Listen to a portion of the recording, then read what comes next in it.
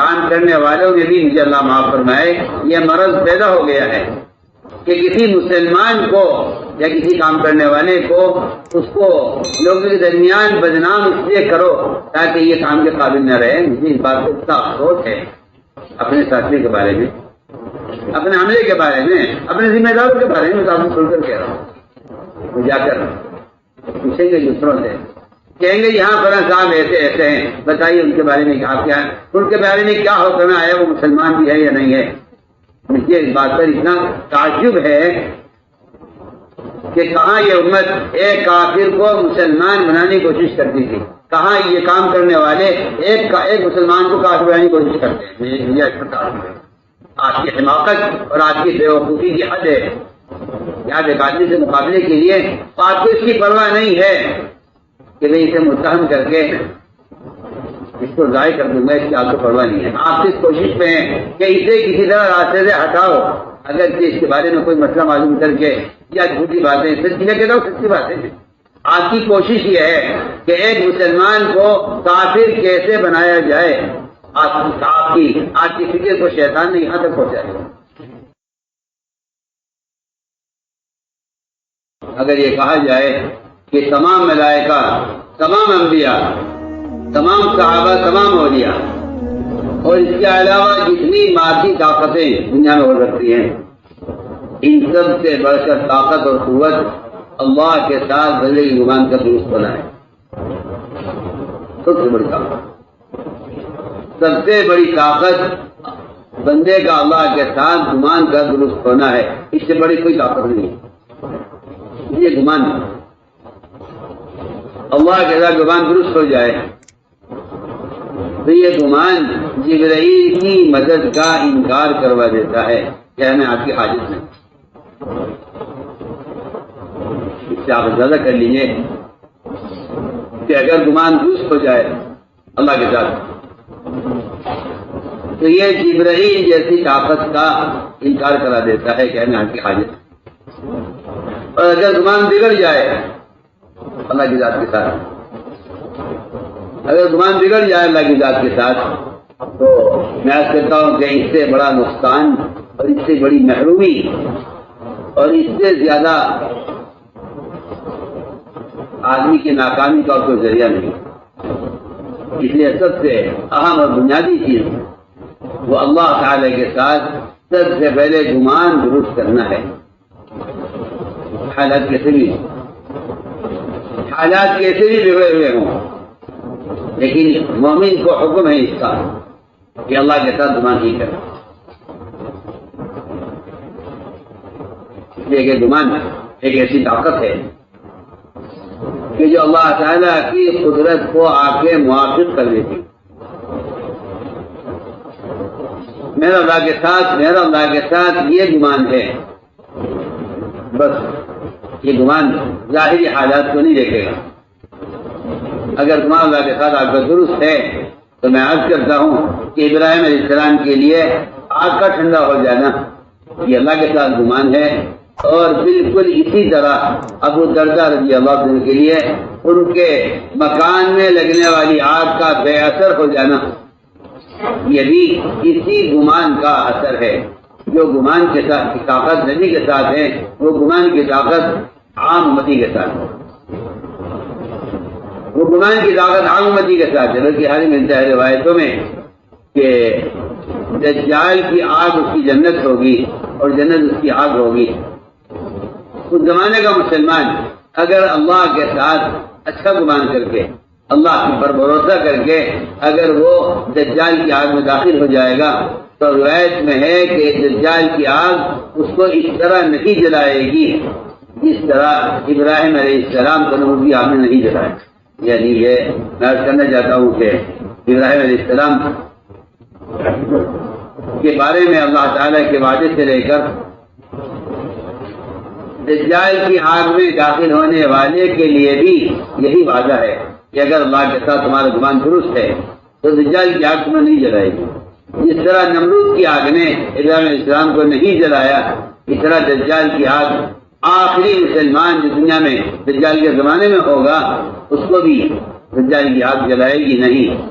اللہ فرماتے روایت میں ہے کہ اللہ تعالیٰ اس کی اس طرح مدد کریں گے جس طرح ابراہیم علیہ السلام کی مدد کی ہے نمرود کی آگ میں. میں حج کرنا چاہتا ہوں، یہ بڑی طاقت ہے. لیکن جو لوگ حالات سے متاثر ہو جاتے ہیں یا اسباب کا یقین دلوں میں اتر جاتا ہے، ایسے لوگ حالات کو دیکھ کر اللہ سے بدگمان ہو جاتے ہیں. بدگمانی یہ ہے کہ بظاہر حالات کامیابی کے نہیں ہیں، اور اللہ تعالیٰ کا نظام یہ ہے کہ اللہ تعالیٰ اپنے بندے کے گمان کا امتحان لینے کے لیے حالات کو بگاڑتے ہیں.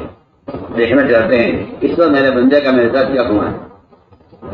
آپ اندازہ کریں، حضور اکرم صلی اللہ علیہ وسلم مکہ مکرمہ سے آپ نکالے جا رہے ہیں اور آپ چھپ کر نکل رہے ہیں،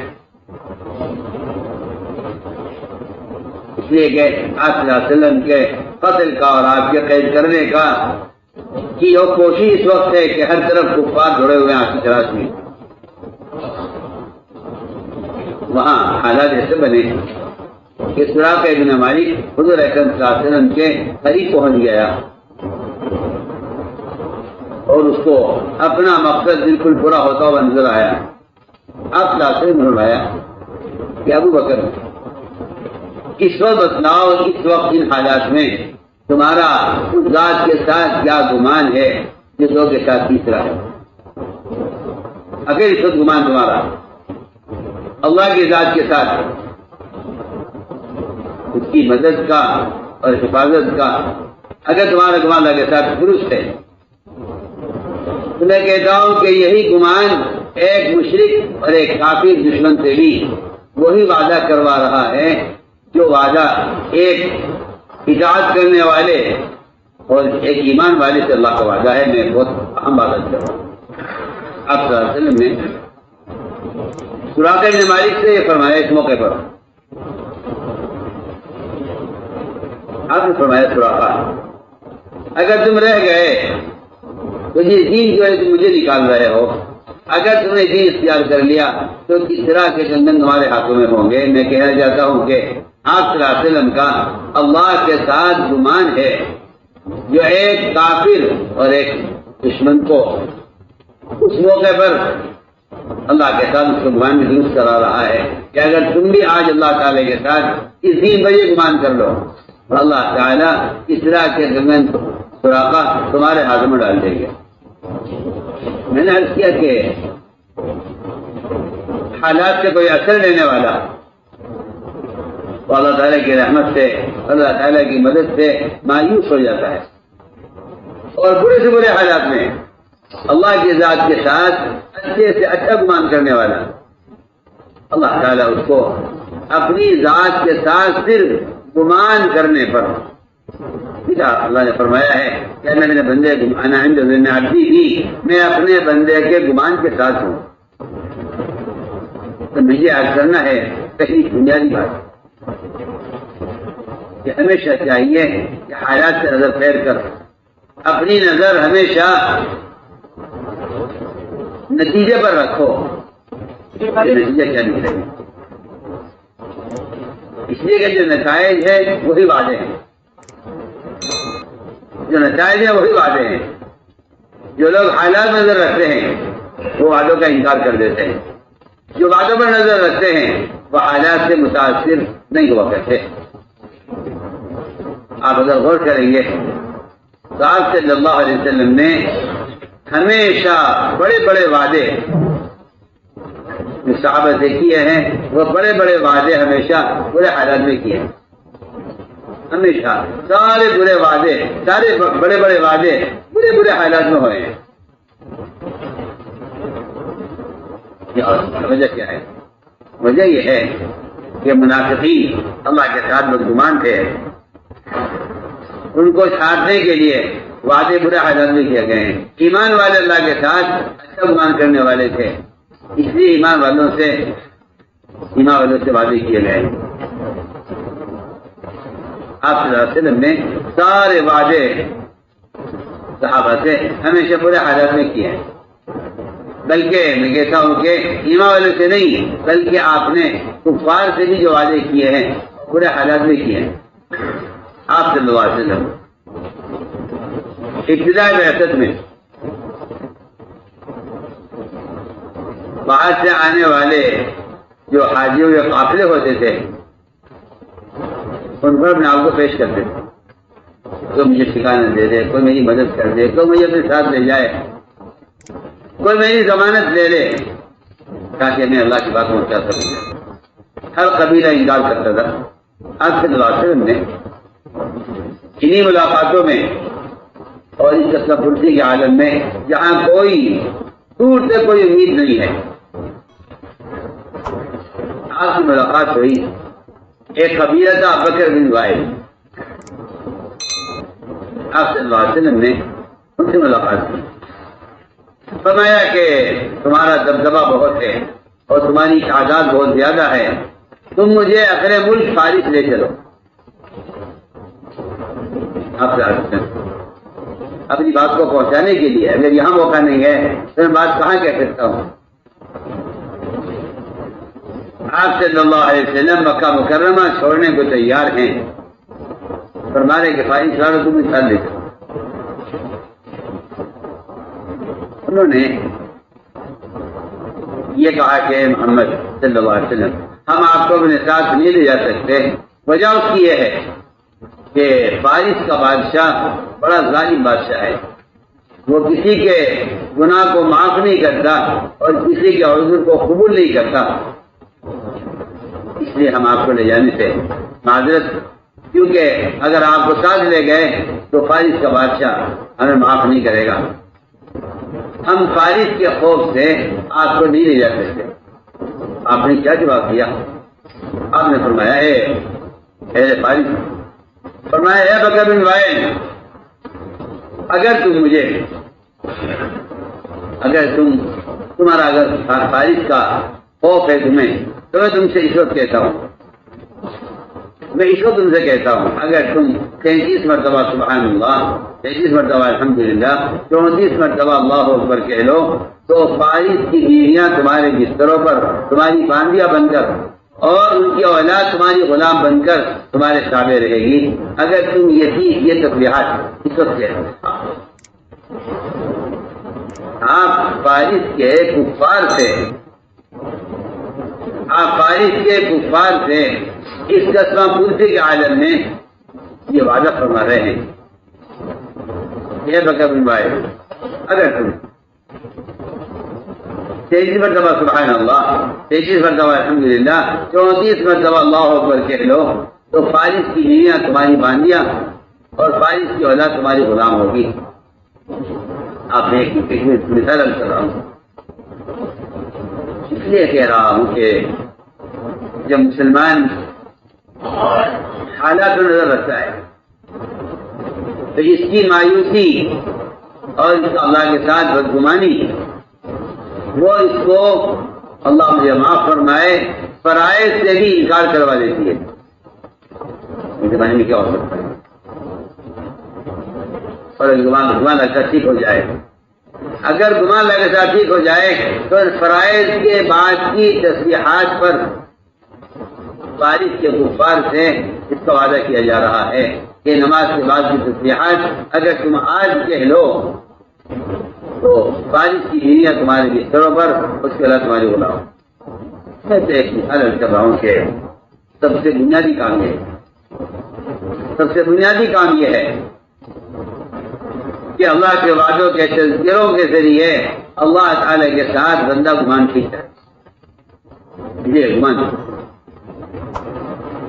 یا تو آپ کے برتن کو تنگ کر دے گا، اور میں سب کہتا ہوں کہ اسباب سے کوئی گمان کرنا یہ اللہ کے خزانوں سے فائدہ اٹھانے کا راستہ بند کر دیتا ہے۔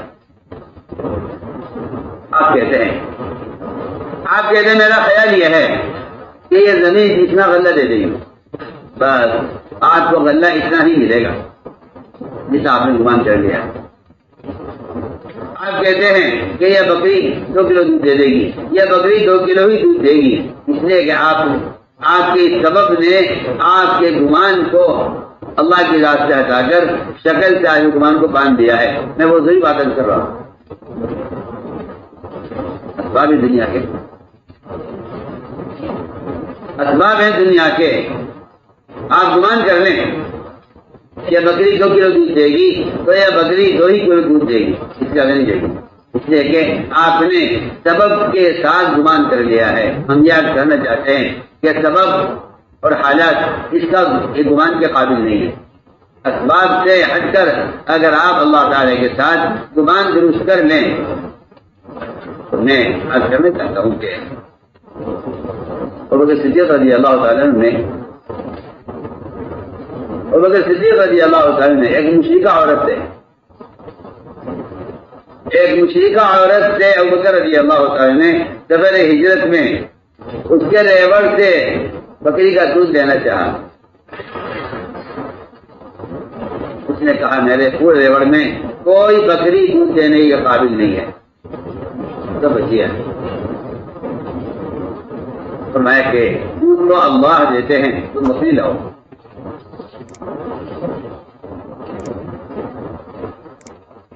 میرا آپ کا خیال یہ ہے کہ اللہ تعالی نے دودھ دینے کے لیے ایک بکری کے لیے ضابطہ یہ طے کیا ہے,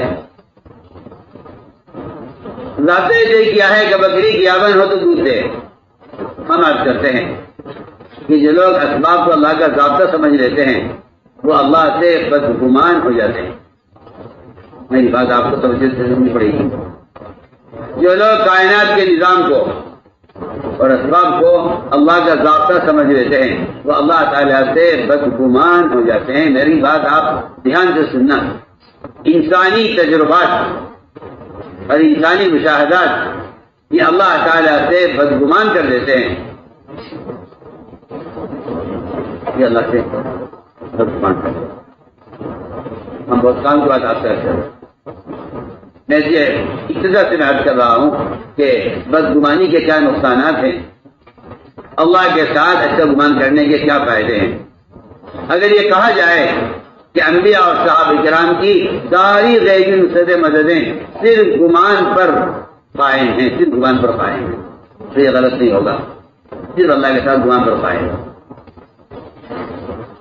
صدیق رضی اللہ تعالیٰ نے فرمایا کہ دودھ تو اللہ دیں گے تو بکری لا. یہاں یہ سوال پیدا ہوتا ہے کہ جو بکری دودھ دینے کے قابل نہیں ہے آپ اس سے دودھ کی امید کیوں کر رہے ہیں. اب بالکل واضح بات ہے کہ میرا گمان اللہ کے ساتھ ہے. میں اللہ سے گمان کی بنیاد پر کہہ رہا ہوں کہ مجھے اگر تم ایسی بکری لا دو جو ابھی دودھ دینے کے قابل نہیں ہوئی ہے تو مجھے اللہ کے ساتھ گمان ہے کہ اللہ ہمیں دودھ دے گا. ہم آپ کو اسی مثال پیش کریں گے کہ بدگمان کے تجربات سے آدمی اللہ کے ساتھ بدگمان کیسے ہوتا ہے. صدیق رضی اللہ تعالیٰ نے فرمایا کہ تو بکری لا دودھ کو اللہ دے گا. اس نے کہا نہیں مانتے تو یہ دے. فرمایا کہ تمہارے گھر میں جو بڑے سے بڑا پیالہ ہو وہ دے. آپ خود سوچیے 1.5 کلو دودھ بکری دیتی ہے, اس 1.5 کلو دودھ کے لیے بڑے پیالے کی کیا ضرورت ہے. لے کے آؤ. وہ لے کر آیا میں گھر سے بڑا پیالہ. وہ تو صدیق رضی اللہ تعالیٰ نے ایسی بکری کا دودھ نکالا بظاہر جس سے دودھ کا حاصل ہونا ممکن نہیں. گمان یہ ہے کہ دودھ اللہ دیں گے تم بکری لاؤ. اس لیے یہ بات واضح ہو گئی ہے کہ سبب کا اختیار کرنا گمان کے خلاف نہیں ہے, سبب سے امید کرنا گمان کے خلاف ہے. سبب کا استعمال گمان کے خلاف نہیں ہے اگر وہ سبب انتہائی ناکارہ کیوں نہ ہو, لیکن سبب سے امید کرنا یہ گمان کے خلاف ہے. ابوبکر رضی اللہ تعالیٰ نے دودھ نکالا, پیالہ دودھ سے بھر گیا, حالانکہ بکری دودھ دینے قابل نہیں تھی. میں نے ایک مثال رکھی ہے کہ اللہ کے ساتھ اللہ سے بندہ بدگمان جب ہوتا ہے جب انسانی تجربات آدمی سامنے رکھ کر سکتا ہے. اگر گمان ٹھیک ہو جائے اللہ کے ساتھ. میں مثال عرض کرتا ہوں کہ یہ نفع کی مثال ہے، نقصان کی مثال یہ ہے. ایک صحابی کو بخار ہو گیا، ایک صاحب کو بخار ہوا، آپ صلی اللہ علیہ وسلم ان کی عیادت کے لیے تشریف لے گئے. فرمایا لا باس وطہور، کوئی گھبرانے کی بات نہیں ہے، ٹھیک ہو جاؤ گے. تجربہ یہ تھا کہ یہ تو ایسا بخار ہے ہمارے تجربے میں کہ اس بخار میں آدمی بچتا نہیں. اس بیمار نے آپ سے یہ کہا کہ نہیں جی آپ نہیں جانتے یہ کون سا بخار ہے، یہ بخار تو مجھے قبرستان لے جا کر چھوڑے گا. یہ دیکھیے آپ سے کہتا ہوں کہ آدمی بیماری میں، اسباب میں، شکلوں میں، اس چیز میں بھی انسان کو جو تجربہ ہوگا وہ اس کا تجربہ اللہ سے اس کو بدگمان کرے گا. میں دونوں باتیں کر رہا ہوں کہ کہاں اللہ کے ساتھ گمان کرنے پر بڑی بڑی برکتیں اور خیریں حاصل ہوئی ہیں، اور جہاں اللہ سے بدگمان ہو گیا وہاں ایک معمولی بخار وہ اس کی ہلاکت کا ذریعہ بن گیا. آپ نے فرمایا لا باس وطہور، یہ کوئی گھبرانے کی بات نہیں ہے، ٹھیک ہو جاؤ. اس نے کہا نہیں جی یہ بخار تو مجھے قبرستان لے جا کے چھوڑے گا. فرمایا فنعم اذن، اگر تمہارا گمان اللہ کے ساتھ یہ ہے تو پھر یہی تمہارے لیے درست ہے، پھر تو یوں ہی صحیح ہے، پھر تو تمہارے لیے بہت ہی مناسب ہے. فنعم اذن، آپ نے فرمایا میں مثال کر رہا ہوں کہ اللہ کے ساتھ اگر گمان ٹھیک ہو جائے تو اس پر اللہ تعالیٰ کی طرف سے کیا وعدے ہیں، اور اگر گمان بگڑ جائے اللہ کے ساتھ تو ایک معمولی چیز سے آدمی خراب ہو جاتا ہے، اور ایک معمولی بات میں اللہ سے بدگمان ہو کر اللہ تعالیٰ کی مدد کا راستہ بند کر دیتا ہے.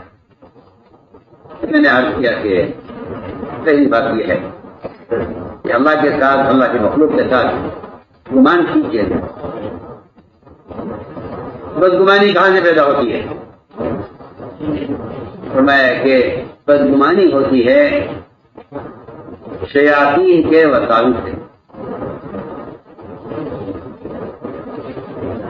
شیاطین کے وساوس دلوں میں، شیطان دلوں کے اندر ایمان والوں کی طرف سے بدگمانی پیدا کرتا ہے. یہ اللہ کی طرف کے بارے میں نعوذ باللہ، یا اللہ کے بارے میں، یا اللہ کی مخلوق کے بارے میں شیطان دلوں میں بدگمانی پیدا کرتا ہے. اس لیے قرآن نے بہت تاکید سے کہا ہے کہ تمام ایمان والوں بدگمانی سے بچو، نہ اللہ کے ساتھ اور نہ اللہ کی مخلوق کے ساتھ. اس لیے کہ جب آدمی بدگمانی کرتا ہے اس بدگمانی کے بعد پھر وہ تجسس کرتا ہے. شیطان ایک مومن کے بارے میں بدگمانی پیدا کرتا ہے، پھر آدمی اس بدگمانی کی بنیاد پر اس کی تحقیق کرتا ہے کہ دیکھو ایسا کہیں ہے یا نہیں. تو قرآن نے کہا ولا تجسس، پہلے بدگمانی ہوگی، پھر تجسس ہوگا، پھر غیبت ہوگی. یہ قرآن کی ترتیب ہے. اجتنبوا كثيرا من الظن ان بعض الظن اثم ولا تجسسوا ولا يغتب بعضكم بعضا. قرآن کی ترتیب یہ ہے، پہلے بدگمانی، پھر تجسس، پھر غیبت. اور فرمایا کہ سب سے پہلی بات تو یہ ہے کہ مومن کے ساتھ بدگمانی مت کرو. اس لیے کہ بدگمانی یہ آدمی کو تجسس میں ڈال دیتی ہے، اور تجسس کرنا حرام ہے. تجسس کرنا حرام ہے. حدیث میں اس کی بڑی سخت ممانعت ہے کہ مومن کا عیب تلاش کرنا، مومن کا عیب تلاش کرنا، کیونکہ جو آدمی مومن کا عیب تلاش کرتا ہے وہ گویا اپنے اندر عیوب پیدا کرتا ہے. پیدا کرتا ہے. اگر آپ کسی کی اصلاح کے ارادے سے بھی، اگر آپ کسی کی اصلاح کے ارادے سے بھی تجسس کریں گے تو اس اصلاح کے ارادے سے بھی تجسس کرنا گناہ ہے. اصلاح کے ارادے سے بھی اگر کوئی آدمی تجسس کرے گا تو فرمایا کہ اصلاح کے ارادے سے اگر کوئی آدمی کسی کے گناہ کو دیکھنا چاہتا ہے کہ ایسا کر رہا ہے یا نہیں کر رہا ہے تو فرمایا کہ اللہ تعالیٰ ایسے لوگوں سے اصلاح کا کام نہیں لیں گے، کیونکہ تجسس کرنے والا شخص اگر یہ اصلاح کے ارادے سے کرے، فرمایا کہ تجسس کرنے والا آدمی وہ مفسد ہے، مصلح نہیں ہے۔ فرمایا عورات المسلمین افسد کروں کہ اگر تم مسلمانوں کی عیب جوئی کرو گے، اگر تم مسلمانوں کا عیب تلاش کرو گے تو تم مسلمانوں کے درمیان فساد پیدا کرو گے۔ فرمایا کہ اگرچہ آپ کے ارادے اصلاح کا ہے مگر آپ اصلاح کے ارادے سے بھی اگر تجسس کرتے ہیں تو یہ بات صاف ہے بالکل۔ حدیث نے فرمایا کہ ایسا شخص وہ مصلح نہیں ہے بلکہ مفسد ہے، اصلاح کا کام اللہ اس سے نہیں لے۔ اللہ تعالیٰ اصلاح کا کام ان لوگوں سے لیتے ہیں جو مسلمان کے عیب کو تلاش نہیں کرتے، اور اگر بالاتفاق ارادہ بلا ارادہ اگر کسی مسلمان کے عیب کو دیکھ لیا تو اللہ تعالیٰ اصلاح کا کام ان سے لیتے ہیں جو مسلمان کے عیب کو دیکھ کر چھپا دیتے ہیں، مسلمان کے عیب کو دیکھ کر چھپا دیتے ہیں۔ اللہ تعالیٰ اصلاح کا کام ان سے لیتے ہیں جو مسلمان کے عیب کو دیکھ کر چھپا دیتے ہیں۔ سوال کرتا ہوں کہ آپ کی اولاد سے، آپ کے سگے بھائی سے تو غلطی ہو جائے تو آپ ہر ممکن کوشش کریں گے کہ یہ میرا بھائی ہے، مجھے ہر ممکن کوشش کرنی ہے اس کے عیب کو چھپانے کے لیے بھی، اور اس بات کی بھی کوشش کریں گے آپ کہ اس کا یہ گناہ ثابت نہ ہو، اس کا گناہ ثابت نہ ہو۔ فرمایا عباد اللہ اخوانا، اس حکم کا مطلب ہی یہی تھا کہ تم اگر کسی جرم سے اپنے بھائی کو بچانے کی کوشش کرتے ہو تو یہ ایسا ہے، اللہ اکبر، اگر تم کسی مسلمان کو کسی گناہ سے بچانے کی کوشش کرتے ہو تو یہ میں کہتا ہوں بالکل ایسا ہے جیسا آپ اپنے پیر کے زخم کے علاج کی کوشش کرتے ہیں۔ ایک حدیث میں صاف فرمایا کہ ساری دنیا کے بچے مسلمان ایک قسم کے اعضاء کی طرح ہیں، وہ آپ سے قریب ہو یا دور ہو مگر وہ آپ کے جسم کا ایک برا ہوا حصہ ہے۔ اگر اس میں زخم ہے تو آپ کا پورا بدن اس کی اصلاح کی کوشش کرے گا اور آپ کا پورا بدن اس سے متاثر ہوگا۔ میں نے عرض کیا کہ جو لوگ اصلاح کے ارادے سے عیب تلاش کرتے ہیں، فرمایا کہ اللہ تعالیٰ ان سے اصلاح کا کام نہیں لیتا۔ عمر رضی اللہ تعالیٰ امیر المؤمنین ہیں، رعایا کی نگرانی حفاظت ان کی ذمہ داری ہے۔ وہ رات کو چکر لگا رہے تھے گلیوں میں، اچانک دیکھا کہ ایک گھر کے اندر سے کچھ گانے کی آواز آ رہی۔ عمر رضی اللہ تعالیٰ اس طرف پڑھے، خیال یہ ہوا کہ اگر دروازہ کھلوایا گیا تو جو گناہ ہو رہا ہے وہ چھوڑ دیں گے، مجرم کو رنگے ہاتھ میں پکڑنا مشکل ہوگا۔ لہذا عمر رضی اللہ تعالیٰ دیوار پھیلان کے گھر میں داخل ہوئے اور دیکھا ایک بڑے میاں کی عمر زیادہ ہو گئی ہے، وہ شراب پی رہے ہیں اور ایک گانے والی ناچنے والی عورت وہ ان کے سامنے ہے۔ عمر نے یہ منظر دیکھا، عمر رضی اللہ رہا نہیں گیا اور عمر نے فرمایا بڑے میاں سے کہ میں نے اس سے برا منظر کبھی دیکھا نہیں ہے کہ ایک شخص موت کا منتظر ہے، عمر آخر ہو گئی ہے اور وہ اس گناہ سے مبتلا ہے۔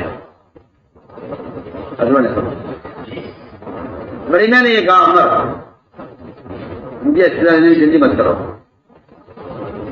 اگر میں نے اللہ کی نافرمانی کی ہے کہ میں شراب پی رہا ہوں تو عمر آپ نے 3 کام قرآن کے خلاف کیے ہیں. آپ نے 3 کام قرآن کے خلاف. پہلی غلطی آپ نے یہ کی ہے کہ آپ نے ایک مسلمان کا عیب تلاش کیا ہے.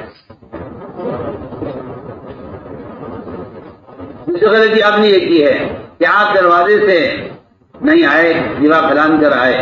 قرآن کا حکم ہے دروازے سے آؤ. تیسری غلطی آپ نے یہ کی ہے کہ آپ بغیر اجازت کے آئے گھر میں. قرآن کہتا ہے کہ اجازت لے کر داخل ہو. حضرت فرماتے ہیں رضی اللہ تعالیٰ عنہ، حضرت عمر رضی اللہ تعالیٰ عنہ اس کے ایک گناہ کو تو بھول گئے کہ میری رعایت شراب پی رہی ہے. اپنے 3 گناہ، حضرت عمر کو اپنے 3 گناہوں پر اتنی ندامت اور اتنی پریشانی ہوئی کہ عمر رضی اللہ تعالیٰ عنہ کی روتے روتے ہجیاں بن گئی. عمر رضی اللہ تعالیٰ عنہ اس گھر سے واپس نکل آئے اور کسی کو نہیں بتلایا کہ عمر نے ایک آدمی کو کیا گناہ کرتے ہوئے دیکھا ہے. عمر سے چھپا لیا. بڑی نعمت کے ہاں ہمیں چھوڑ دیا اور خیال یہ ہوا کہ جب بھی جاؤں گا سب کے سامنے بات کھلے گی. روایت میں ہے ایک عرصہ گزر گیا تو بڑے نے وہ خیال آیا کہ چلو حضرت چلتے ہیں. وہاں پہنچے، چھپ کر بیٹھ گئے بڑے نے ایک طرف. عمر رضی اللہ دیکھ لیا ان کو، فرمایا بڑے نے کو میرے پاس لے کر آؤ. لایا گیا بڑی نے. یہ بات ان کو اس بات کا یقین تھا کہ اب عمر سب کے سامنے اس رات کی بات کھولیں گے اور سب کے سامنے یہاں سزا دی جائے گی. آج سب کو پتہ چلے گا میرے گناہ کا. عمر رضی اللہ تعالی نے ان کو اپنا خرید کیا. اتنا خرید کیا، روایت میں ہے التقم اذنہ، بڑے میاں کے کان کا انہوں نے لقمہ ہی بنا لیا، کوئی نہ سنے.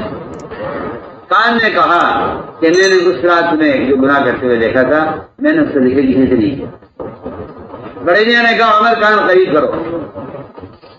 میں نے بھی اس دن سے آج تک شراب نہیں پی. یہ میں کہتا چاہتا ہوں کہ اللہ تعالیٰ امت کی اصلاح ہے. اللہ تعالیٰ امت کی اصلاح ایسے خیر خواہ لوگوں کے ذریعے کریں گے اور اللہ تعالیٰ امت کا کوئی بھی اجتماعی کام، کوئی اجتماعی کام، دعوت کا ہو، تعلیم کا ہو، میں کہتا ہوں تزکیہ اور جو ہے تصوف کا ہو، ان سب میں خدا کی قسم پہلی شرط یہ ہے کہ اللہ تعالیٰ تربیت کا کام ان سے لیں گے جو امت کے عیوب کو چھپائیں. امت کے عیوب کو چھپائیں. دیکھیں بات واضح ہے بالکل کہ جو آدمی عیب کو ظاہر کرے گا وہ مرے گا نہیں جب تک اس میں وہ عیب پیدا نہ ہو جائے. میں نے عرض کیا کہ سب سے ضروری اہم بات یہ ہے کہ بدگمانی سے ابتدا ہوتی ہے فساد کی اور غیبت کی. فرمایا کہ جب کوئی تمہارے پاس کوئی خبر لے کر آئے، تمہارے پاس کوئی آدمی خبر لائے کوئی، اس میں چاہیے کہ اس کی تحقیق کر لو. ایسا نہ ہو کہ تم اس خبر پر کوئی فیصلہ کر دے. ایسے حوادثات بہت ہوتے ہیں کہ جس میں آدمی ایک بات کو سنتا ہے اور سن کر اس کے مطابق فیصلہ کر لیتا ہے. ہوا یہ ہوتا یہ ہے کہ لوگ سنی ہوئی بات کو آگے نقل کر دیتے ہیں اور سنی ہوئی بات پر لوگ بڑے بڑے فیصلے کر لیتے ہیں. حالانکہ ایسا ہے کہ ایک آدمی کے جھوٹا ہونے بھی اتنا کافی ہے کہ وہ سنی بات کو آگے نقل کر دے. کہ ہر سنی بات کو آگے بڑھا دینا کہ جھوٹا ہونے کے لیے آدمی کے جھوٹا ہونے کے لیے کافی ہے.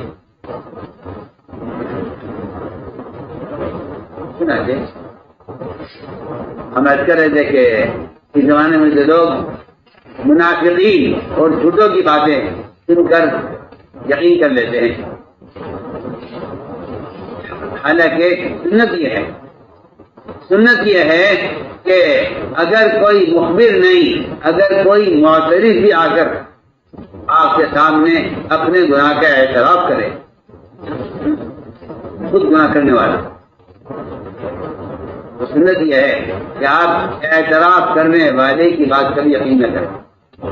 یہ تو تیار ہم تو مخبر کی بات یقین کر رہے ہیں، کیونکہ حدیث میں آتا ہے کہ جو آپ کو خبر دے رہا ہے کسی مسلمان کے بارے میں، حدیث میں آتا ہے کہ جو آپ کو خبر دے رہا ہے کسی مسلمان کے بارے میں، اور آپ کو کے پاس کوئی شکایت دے کر آیا ہے کسی مسلمان کی، حدیث میں آتا ہے کہ یہ شیطان ہے جو ایک اچھے بزرگ کی شکل میں اور اچھی نورانی شکل میں آیا ہے، اور آپ سن کر یہ کہتے ہیں کہ میں ایسے آدمی سن کر کہہ رہا ہوں کہ بظاہر یہ جھوٹ نہیں بول سکتا۔ آپ سنیں،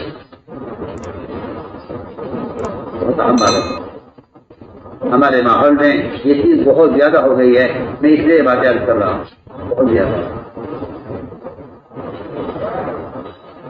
ہمارے ماحول میں چیز بہت زیادہ ہو گئی کہ میں نے سنا ہے فلاں صاحب بھی کہہ رہے تھے، فلاں صاحب حدیث میں آتا ہے کہ جو فلاں صاحب ہیں جن سے آپ نے سنا ہے یہ شیطان ہی تھا جو تمہارے درمیان ایک بات چھوڑ گیا ہے۔ آپ کہتے ہیں جی میں اس کو آدمی کو شکل سے جانتا ہوں، نام سے نہیں جانتا، سامنے آگے بتا دوں گا یہ ہے، حدیث میں ہم چل کر رہا ہوں میں کہ یہ شیطان ہے جو تمہارے درمیان ایک بات چھوڑ گیا ہے۔ تم کہتے ہو کہ ہاں فلاں نے ایسا کیا ہے، فلاں نے مجھے بتلایا ہے، فرمایا کہ نہیں، یہ شیطان تھا جو تمہارے درمیان ایک بات چھوڑ گیا ہے۔ اس لیے کہتے ہیں کہ سنت یہ ہے کہ جو آدمی آ کر گناہ کا اعتراف کرے، جو آ کر گناہ کا اعتراف کر رہا ہے، آپ صلی اللہ علیہ وسلم نے اس کے ساتھ دو کام کیے ہیں۔ پہلا کام تو آپ نے یہ کیا کہ آپ نے اس کے گناہ کا انکار کر دیا، فرمایا کہ نہیں تم نے زنا نہیں کیا۔ وہ کہہ رہا ہے میں نے زنا کیا ہے، نہیں کیا رسول اللہ، آپ کہہ رہے تم نے زنا نہیں کیا ہے۔ پہلا تو کام یہ کیا آپ نے کہ اس کے گناہ کا انکار کر دیا، اور دوسرا کام آپ کا یہ تھا کرنے کا کہ جو آدمی گناہ کا اعتراف کر رہا ہے، آپ صلی اللہ علیہ وسلم اس بات کی کوشش میں ہوتے تھے کہ اس کے کبیرہ گناہ کو صغیرہ بنایا جائے۔ میں بہت کام کی عبادت کر رہا ہوں، اس سے بڑا گناہ اگر ہوا ہے تو اس کے گناہ کی ایسی تعویل آپ نے کی ہے۔ حدیث میں ایک آدمی آ کر حد کے اصلہ اس سے زنا ہو گیا ہے، آپ نے فرمایا لعلک قبلتها لعلک غمزتها لعلک لمستها، یہ ایک مسلمان کے گناہ کے ثابت نہ ہونے کی کوشش ہے، جیسے گناہ ثابت نہ ہو۔ مگر اس زمانے میں کام کرنے والوں میں بھی مجھے اللہ معاف فرمائے یہ مرض پیدا ہو گیا ہے کہ کسی مسلمان کو یا کسی کام کرنے والے کو اس کو لوگوں کے درمیان بدنام اس لیے کرو تاکہ یہ کام کے قابل نہ رہے۔ مجھے اس بات کو اتنا افسوس ہے اپنے ساتھی کے بارے میں، اپنے عملے کے بارے میں، اپنے ذمہ داروں کے بارے میں میں آپ کو کھل کر کہہ رہا ہوں۔ جا کر پوچھیں گے دوسروں سے، کہیں گے یہاں فلاں صاحب ایسے ایسے ہیں، بتائیے ان کے بارے میں کیا ہے، ان کے بارے میں کیا حکم آیا، وہ مسلمان بھی ہے یا نہیں ہے۔ مجھے اس بات پر اتنا تعجب ہے کہ کہاں یہ امت ایک کافر کو مسلمان بنانے کی کوشش کرتی تھی، کہاں یہ کام کرنے والے ایک مسلمان کو کافر بنانے کی کوشش کرتے ہیں۔ مجھے آپ کی حماقت اور آپ کی بیوقوفی کی حد ہے۔ یاد ایک آدمی سے مقابلے کے لیے آپ کو اس کی پرواہ نہیں ہے کہ میں اسے متہم کر کے اس کو ضائع کر دوں گا، اس کی آپ کو پرواہ نہیں ہے۔ آپ اس کوشش میں ہیں کہ اسے کسی طرح راستے سے ہٹاؤ، اگر اس کے بارے میں کوئی مسئلہ معلوم کر کے یا جھوٹی باتیں سچی کہتا ہوں، سچی باتیں آپ کی کوشش یہ ہے کہ ایک مسلمان کو کافر کیسے بنایا جائے، آپ کی فکر کو شیطان نے یہاں تک پہنچا دیا. فکر کیا آپ کی فکر کو ایک شیطان نے یہاں تک پہنچا دیا کہ آپ ایک مسلمان کی تکفیر کی کوشش کریں، جبکہ کیا اس امت کا ذمہ داری تھی کہ ایک کافر کی تسلیم کی جو کوشش تھی، آج ایک مسلم کی تسلیم کی کوشش ہے.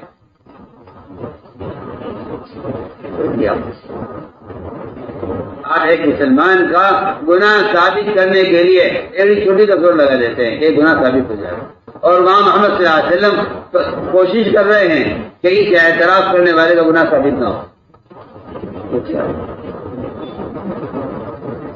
ہم آپ سے بہت کام کی بری بات کرتے ہیں. آپ اپنے ساتھیوں کے لیے، اپنے ذمہ داروں کے لیے آپ جا کر،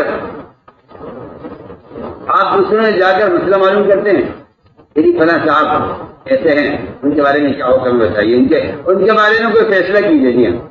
یہ آپ جیسے میں نے عرض کیا کہ آپ صلی اللہ علیہ وسلم نے ایسی تعبیرات کی زنا کرنے والے کے بارے میں، ایسی تعبیرات کی. آپ نے فرمایا کہ تم کہہ رہے ہو نا میں نے زنا کیا ہے، زنا نہیں کیا تم نے لڑکی کو آنکھ سے دیکھ لیا ہوگا، تم اسے زنا سمجھ رہے ہوں گے، تم نے ہاتھ لگا دیا ہوگا، تم اسے زنا سمجھ رہے ہوں گے، تم نے غلط چیز اس کا بوسہ لے لیا ہوگا، کیا ہو جاؤ تم نے زنا نہیں، میں نے جانتا ہوں زنا کیا ہے، میں نہیں جاؤ تم نے زنا نہیں.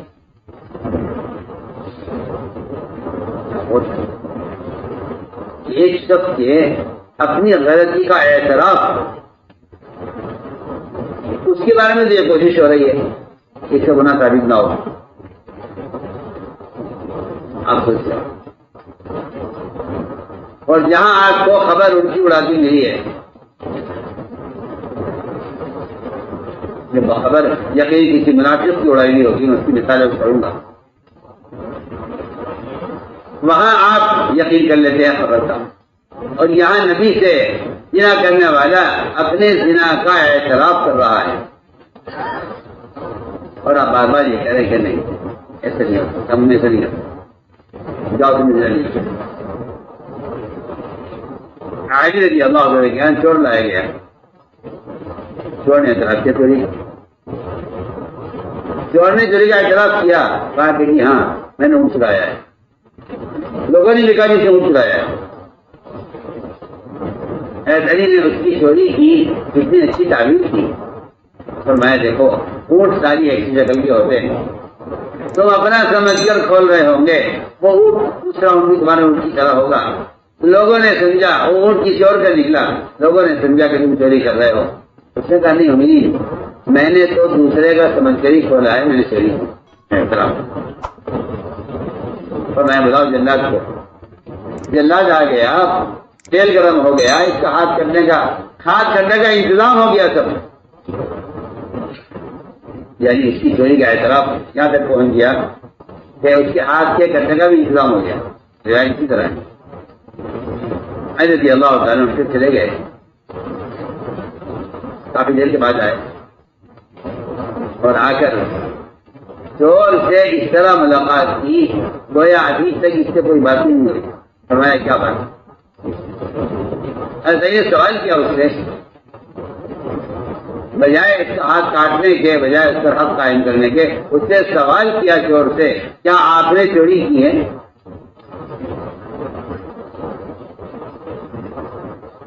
کیا آپ سے اعتراف کر چکا ہے؟ اس نے کہا میں نے چوری نہیں کی. سمجھ جاؤ ہم نے جانے کیا کیا، آپ نے اس کو بھی چھوڑ دیا. فرمایا میں نے اس کو پکڑا تھا اس کے اقرار کی وجہ سے، اور چھوڑ رہا ہوں اس کے انکار کی وجہ سے، وہ انکار کر رہا ہے. میرے دوستوں، میں کہتا ہوں کہ اس وسعت قلبی کے بغیر، اس وسعت قلبی کے بغیر یہ کام استعمال نہیں ہو سکتا. یہ میں کہتا ہوں ساتھیوں میں ایسی تنگدلی ہے علاقوں میں اپنے ذمہ داروں کی طرف سے، ایسی تنگدلی، شیطان ان سے وہ کام کرا رہا، خدا کی قسم جن کاموں کا کرنا حرام ہے ان کاموں کے اندر عملہ مشہور ہے، اس کام کو کرنا حرام ہے. آپ کی نظر اپنی عبادت پر، اپنی تہجد پر، اپنے ذکر و تلاوت پر، آپ کی نظر اپنی قربانیوں پر ہے، لیکن آپ کی نظر ان حرام کاموں پر نہیں ہے جنہیں آپ حق سمجھ کر کر رہے ہیں اور جزان آپ سے کروا رہے ہیں۔ یہ ہم تو صحیح کر رہے ہیں، تو ہم تو اصلاح کے لیے کر رہے ہیں۔ یہ اصلاح کے لیے فساد کرتے ہیں، وہ سب بڑے فساد کرنے والے سے بڑے فسادی ہوتے ہیں جو اصلاح کے لیے فساد کرتے ہیں۔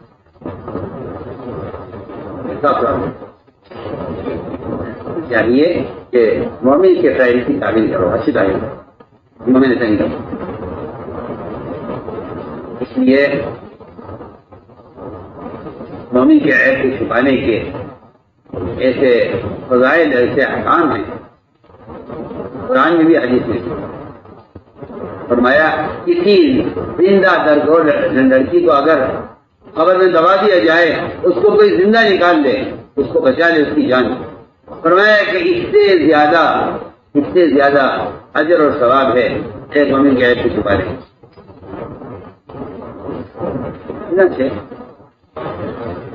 یہ آپ صلی اللہ علیہ وسلم کا خلفاء راشدین کا یہ مزاج رہا ہے کہ جب ان کے پاس کوئی ایسی بات آتی کسی کے بارے میں تو وہ حسن امکان کی کوشش کرتے تو اس کے عیب کو چھپایا جائے۔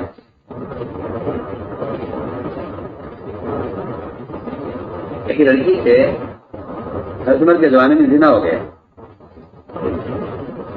اور زنا میں اس کی بکارت ختم ہو گئی، زنا ہو گیا، بکارت ظاہر ہو گئی۔ پھر ایک زمانہ گزرا، کہیں سے لڑکی کی شادی کا پیغام آیا، تو لڑکی کے والدین کو خیال ہوا ہماری لڑکی میں عیب ہے، اگر ہم لڑکے والوں کو بتلا دیں لڑکی میں عیب ہے، اس سے گناہ ہو چکا ہے، اس کو پن ختم ہو چکا ہے، اگر ہم بتا دیں لڑکے والوں کو تو یہ کیونکہ ایک معاملہ ہے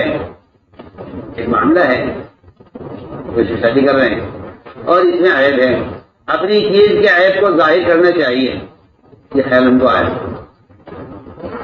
ظاہر بات ہے کہ نبی کے عیب کا ظاہر کرنا یہ تاجر کے ذمہ ہوتا ہے، لیکن ایک مومن کے عیب کو چھپانے کا حکم کیا درجہ رکھتا ہے۔ ان دونوں کو خیال آیا لڑکے والوں کو بتائیں لڑکی میں عیب ہے، پھر خیال آیا کہ چلو تھوڑا مشورہ کر لیتے ہیں، عمر کے پاس آئے، آ کر مشورہ کیا، نہیں ایسی بات ہے آپ کو بتانا چاہتے ہیں ہماری لڑکی سے زنا ہو گیا، آج کہیں سے اس کی شادی کا پیغام آیا ہے، کیا آپ ہمیں مشورہ دیں گے اس بارے میں کہ کیا ہم لڑکے والوں کو لڑکی کا عیب بتلا دیں؟ حکمہ نے کیا سخت حملہ کہا ہے، فرمایا اگر تم نے کسی کو بھی اس لڑکی کا عیب کسی کو بتلایا اور اس کا عیب ظاہر کیا تو میں تم دونوں میاں بیوی کو وہ سزا دوں گا جو سزا میں نے کسی کو نہیں دی ہو، میں تمہیں وہ سزا دوں گا سارے ملکوں کے لیے عبرت ہو جائے گی۔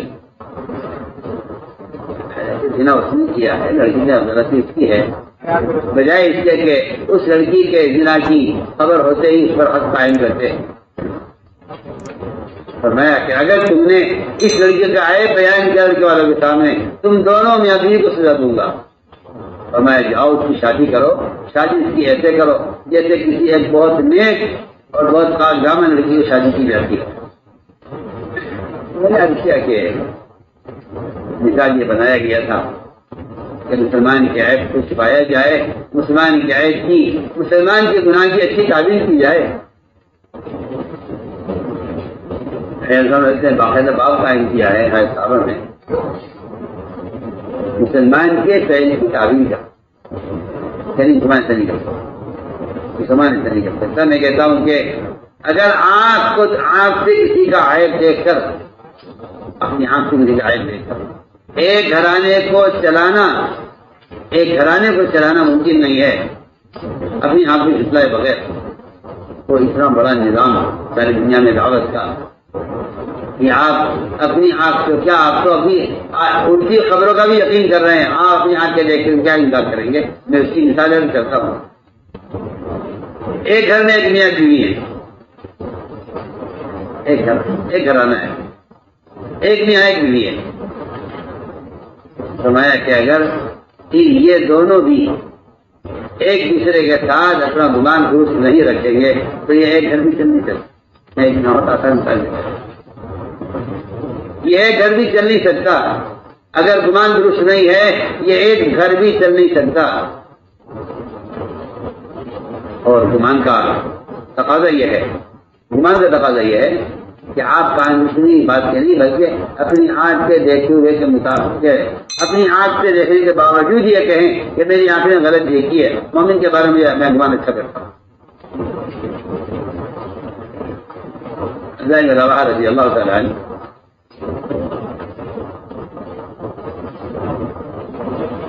رواحہ رضی اللہ تعالیٰ رات کو بیوی کے پاس سے اٹھے اور باندھی کے پاس چلے گئے. زمانے باندھی ہوا کرتی بیوی کی طرف. بیوی کو غصہ آیا کہ مجھے چھوڑ کر باندھی کے پاس کیوں گئے. مشہور واقعہ ہے، حضرت نے اس واقعے کو ایمان کے کمال میں نقل کیا. یہ سوچنے کی بات، ایمان کا کمال آپ ذرا غور کریں. اس واقعے کو حضرت نے نقل کیا ہے صاحب میں، وہ ایمان کے کمال میں نقل کیا ہے کہ کمال ایمان کیا ہے. یعنی کمال ایمان یہ ہے کہ آپ اپنی آنکھ سے دیکھ کر کے انکار کریں اور من کے بعد سے یقین کریں. کمال ایمان ہے.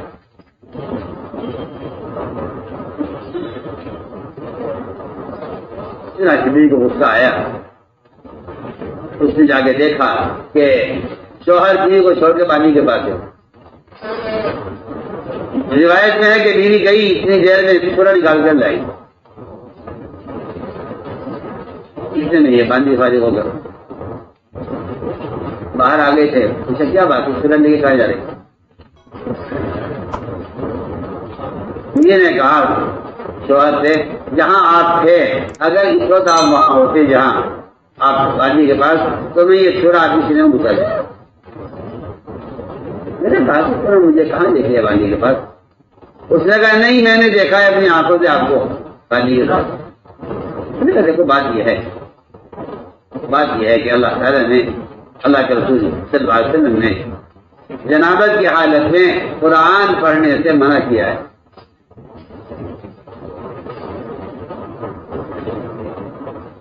اور میں تمہیں قرآن پڑھ کے سناتا ہوں. یہ ہو نہیں سکتا کہ مومن بندہ اللہ کے رسول کے حکم میں نافرمانی کرے. وہ تو اللہ نے جو کہہ دیا ہم اس سے کرنے کے پابند ہیں.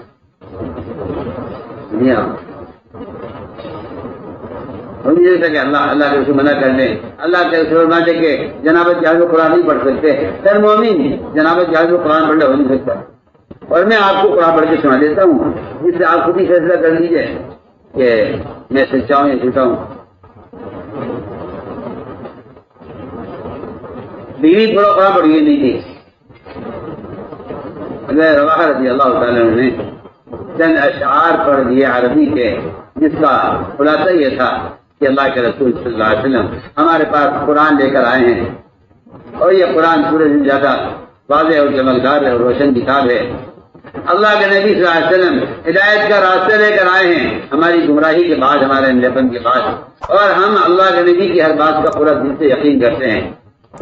اور یہ بھی کہہ گئے وہ اپنے شہر میں کہ کافر کہ اس کا بدن تو بستر پر رہتا ہے صبح تک. کافر کا بستر اس کے بدن سے بوجھل رہتا ہے جبکہ مومن کا جسم وہ ان کی بستروں سے دور رہتے ہیں رات کو خراب کے قیام میں. یہ وہ انہوں نے اشعار میں یہ بات کی. وہ اشعار پڑھ دیا انہوں نے. اتانا رسول اللہ یتلو کتابہ کما لاح مشیء طیب ساطع اتى بالهدى بعد العمى فقلوبنا فيه موقنات انما قال واقع. اتى بالهدى بعد العمى فقلوبنا فيه موقنات انما قال واقع. يبيت الرجال في جنبه عن فراشه اذا استثقلت بالمشركين المباشر. یہ انہوں نے اشعار پڑھے. بیوی سمجھی کہ یہ قرآن کا حصہ ہے. اس نے بیوی نے کہا اللہ کے رسول نے سچ کہا ہے اور اللہ کا نبی کا امتی جھوٹ نہیں بول سکتا. میں اپنی آنکھ کے دیکھے ہوئے کا انکار، میں آپ نے غلط دیکھا ہے، میں اپنی آنکھ کے دیکھا ہوئے انکار کرتی ہوں. آج کی بات سے یقین کرتی ہوں. میں سے ایک مثال یہ سمجھانے کے لیے دے رہا ہوں کہ اپنی آنکھ سے ایک چیز کو دیکھ کر اگر بیوی شوہر کی بات کو یقین نہ کرے، میں کہتا ہوں کہ ایک گھر اس سے بغیر ایک گھر نہیں چل سکتا، اس کے بغیر ایک گھرانہ نہیں چل سکتا اگر آپ اچھا گمان نہ کریں اور اگر آپ مومن کی بات پہ یقین نہ کریں، ایک گھر نہیں چل سکتا۔ تو اتنا بڑا نظام اجتماعی یہ بدگمانی کے ساتھ چلے گا؟ میں نے عرض کیا کہ یہ بہت اہم بنیادی بات ہے کہ ان کے بارے میں اچھا گمان کرو۔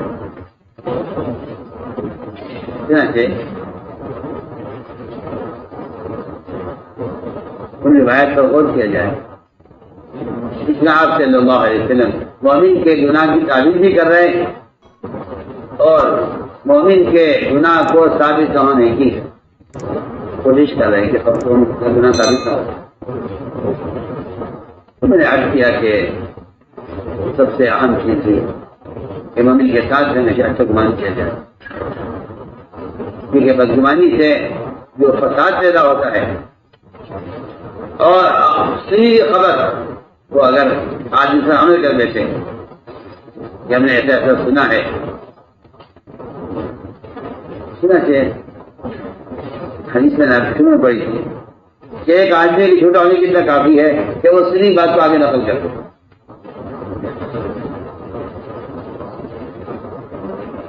اس بات کا نقل کرنا اور اس پر آدمی کوئی فیصلہ کر لے یا اس پر کوئی جو ہے اقدام کر لے تو اس کا نقصان کیا ہوتا ہے؟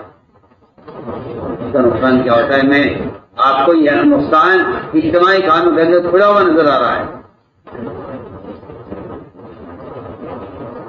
کہ آدمی دوسری بات پر عمل کر لیتا ہے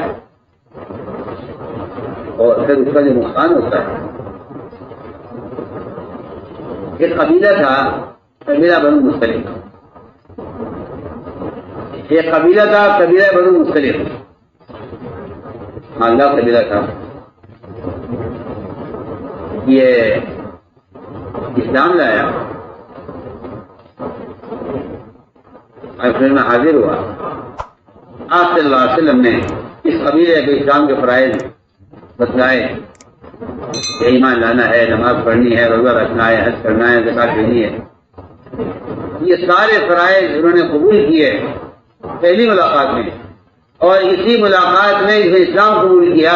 اس میں زکات کا حکم سن کر اس قبیلے نے یہ کہا کہ اسلام زکات ابھی دے دو، ابھی زکات دے دو، زکات کسی دینی ہوگی؟ آپ نے تفصیل بتائی۔ اس قبیلے نے پوچھا کہ رسول اللہ ہم زکات کا مال لے کر آپ کے پاس آ جائیں یا آپ کا آدمی آئے گا ہمارے پاس زکات وصول کرنے کے لیے؟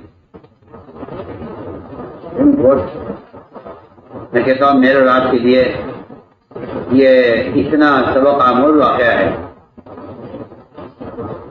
میرے آپ کے لیے یہ واقعہ اتنا عبرتناک واقعہ ہے کہ اگر اس کو ساتھی غور کرنے واقعے کو تو میں سمجھتا ہوں کہ شاید بڑے نقصان سے بچ جائیں اور ہمیں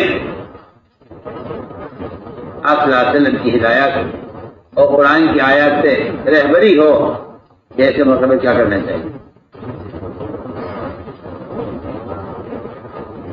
واقعہ پیش آیا کہ یہ قبیلہ بنو مختلف اس نے زکات دینے کا ارادہ کر لیا،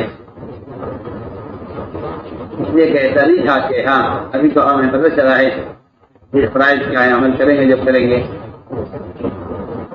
کہ دور صحابہ میں علم اور عمل دونوں ایسے جڑے ہوئے تھے ایک دوسرے کے ساتھ کہ عمل کے بغیر علم کا کوئی تصور ہی نہیں تھا۔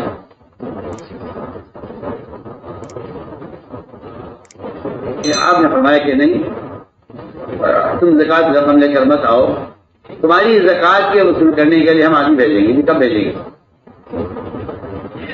آپ صلی اللہ علیہ وسلم نے ان سے وعدہ کر لیا کہ فلاں تاریخ میں فلاں وقت تمہارے پاس آدمی پہنچے گا، زکات کا مال وصول کرنے کے لیے۔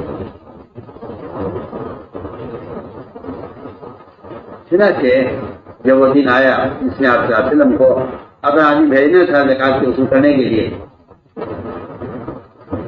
آپ صلی اللہ علیہ وسلم نے ایک آدمی کو متعین کیا، فرمایا جاؤ بنو مختلف زکات وصول کر کے لاؤ۔ ادھر یہ ساتھ چلے صحابی اکیلے بنو مختلف سے زکات وصول کرنے کے لیے۔ ادھر منافق نے دیکھا کہ ان کی اجتماعیت، ان میں اطاعت، ان کے اس اجتماع کو توڑنے کے لیے اور ان کے بڑوں کے درمیان بدگمانیاں پیدا کرنے کے لیے ایسا کون سا کام کیا جا سکتا ہے جس سے اس غلط خبر سے ایک غلط فیصلہ لے لیں اور ان کے غلط فیصلوں سے ان کے درمیان انتشار پیدا ہو۔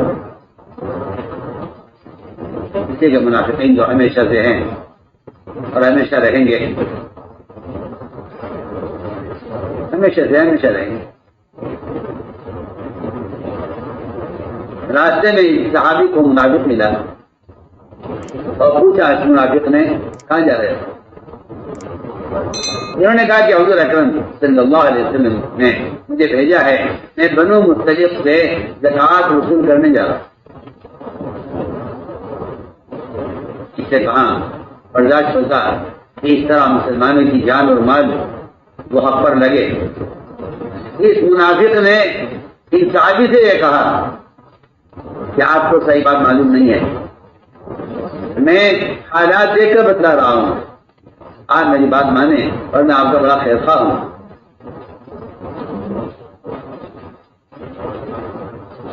آپ جہاں جا رہے ہیں مختلف جگہ وصول کرنے کے لیے، صحیح خبر یہ ہے کہ وہ پورا قبیلہ زکات دینے سے انکار کر رہا ہے اور وہ قبیلہ آپ کو قتل کرنے کے لیے اپنی بستی سے باہر کھڑا ہوا۔ یہ خبر خود ہی خبر، یہ راستے میں ایک شخص نے بڑا خیر خواہ بن کر، ایسا آج کل پھرتے زیادہ منافقین مارے لوگوں کو بہکانے کے لیے، ایسا ہی اس زمانے میں ہوا۔ وہ ان صحابی کو منافق نے کہہ دیا یہ پورا قبیلہ تمہارے قتل کے لیے باہر نکلا ہوا ہے بستی سے، اور پورا قبیلہ زکات دینے سے انکار کر رہا ہے۔ روایت میں ہے کہ ظاہر بات ہے کہ اکیلے صحابی تھے، متاثر ہو گئے بہت، اور یہ آدھے راستے سے واپس آئے، ادھر سے واپس ہو گئے۔ حضور نے انتظار کیا کہ آپ صلی اللہ علیہ وسلم کا آج آدمی آنا تھا، کیوں نہیں آیا؟ آپ صلی اللہ علیہ وسلم کفار میں بھی مشہور تھے کہ آپ وعدہ خلافی نہیں کرتے، کچھ بھی ہو جائے۔ آج کی نبوت سے پہلے کا واقعہ ہے، آپ وعدہ خلافی میں اتنے 3 دن تک آپ صلی اللہ علیہ وسلم انتظار کیا ایک شخص کا، جس نے کہا کہ میں آؤں گا، آپ نے 3 دن وعدہ کیا، 3 دن انتظار کیا اسی جگہ پر، آپ ہٹے نہیں وہاں سے تو وعدہ خلافی ہو جائے گی۔ وہ وعدہ کر کے بھول گیا، وہ تو وعدہ کر کے بھول گیا، اور آپ صلی اللہ علیہ وسلم اس کے انتظار میں اپنا وعدہ پورا کرنے کے لیے 3 دن تک اس مقام پر انتظار کرتے رہے۔ اور یہ بات نہیں ہے کہ یہ وعدہ آپ کے حوالے سے ہوتا تھا، بلکہ اگر آپ کسی مشرک سے وعدہ کر لیتے تو اس وعدے کو بھی آپ پورا کرتے۔ میں درمیان میں عرض کرتا ہوں واقعہ وعدے پورا کروں گا، لیکن یہ بات معلوم ہونی چاہیے کہ وعدے کے پورا کرنے میں ایفا عہد میں آپ صلی اللہ علیہ وسلم کا کتنا اہتمام تھا۔ غزوہ بدر کے موقع پر حالانکہ بدر کا غزوہ وہ ایک ایسا غزوہ ہے کہ جس میں کفر کی کمر توڑی ہے اور اسلام کی فتح کا سب سے پہلا غزوہ ہے غزوہ بدر۔ اصل جو دشمن کی کمر ٹوٹی ہے وہ اس سے ٹوٹی ہے غزوہ بدر۔ حالانکہ اس میں افراد بھی کم تھے اور ہر آدمی قیمتی تھا۔ غزوہ بدر سے تھوڑی دیر پہلے، بہت عجیب قصہ ہے، غزوہ بدر سے تھوڑی دیر پہلے دو صحابہ کو، ایک حذیفہ تھے اور ایک حذیل، ان دونوں کو مشرکین نے قید کر دیا، پکڑ لیا۔ حذیفہ باتیں کہ لڑائی چل رہی تھی، دشمنی تھی، ادھر کفر ادھر اسلام۔ دو صحابی کو گرفتار کر لیا مشرکین نے۔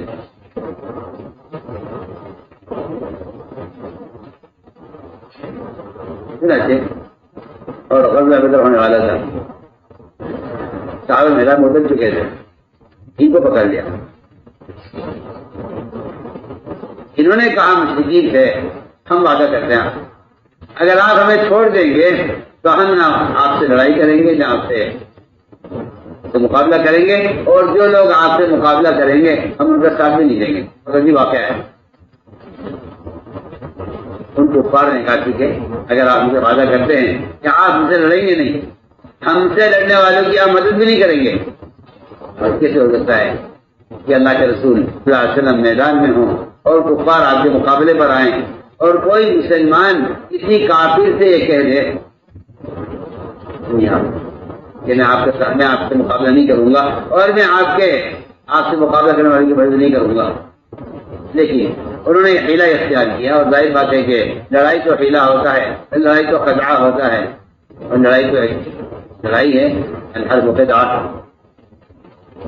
لیکن انہوں نے وعدہ کر لیا کہ کم سے کم چھوڑ تو دیں ہمیں، دیکھیں کیا کرنا ہے۔ انہوں نے اس وعدے پر ان دونوں کو چھوڑ دیا، تو صحابی حذیفہ اور حذیل دونوں کو، یہ دونوں کے دونوں واپس آئے، فرمایا کہاں رہتے تھے آپ کے رسول اللہ، ہمیں تو مشرکین نے گرفتار کر لیا تھا۔ پھر کیسے چھوٹ گیا ہے کہ ہم نے ان سے اس بات کا وعدہ کر کے بہانہ کیا ہے کہ ہم تمہارا سے لڑیں گے بھی نہیں اور دوسرے لڑنے والوں کا ساتھ بھی نہیں دیں گے، اس وعدے پر ہمیں چھوڑ دیا۔ جب صحابہ بڑھے آگے میدان بدر کی طرف تو ہم دونوں صحابہ نے فرمایا کہ تم دونوں ہم سے الگ ہو جاؤ،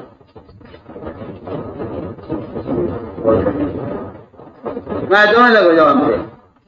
دیکھیے کیوں آپ ہمیں بدر کے اس موقع سے معلوم کر رہے، فرمایا کہ نہیں، تم دونوں نے عہد کیا ہے اور مومن کو چاہیے کہ وہ کافر سے بھی اگر وعدہ کر کے پورا کرے۔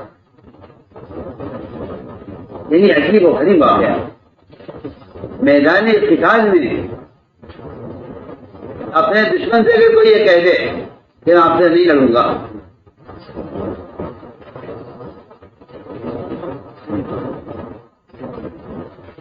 میں آپ کو صرف آپ صلی اللہ علیہ وسلم کے دفاع عہد اور وعدے کو پورا کرنے کی مثال کر رہا ہوں۔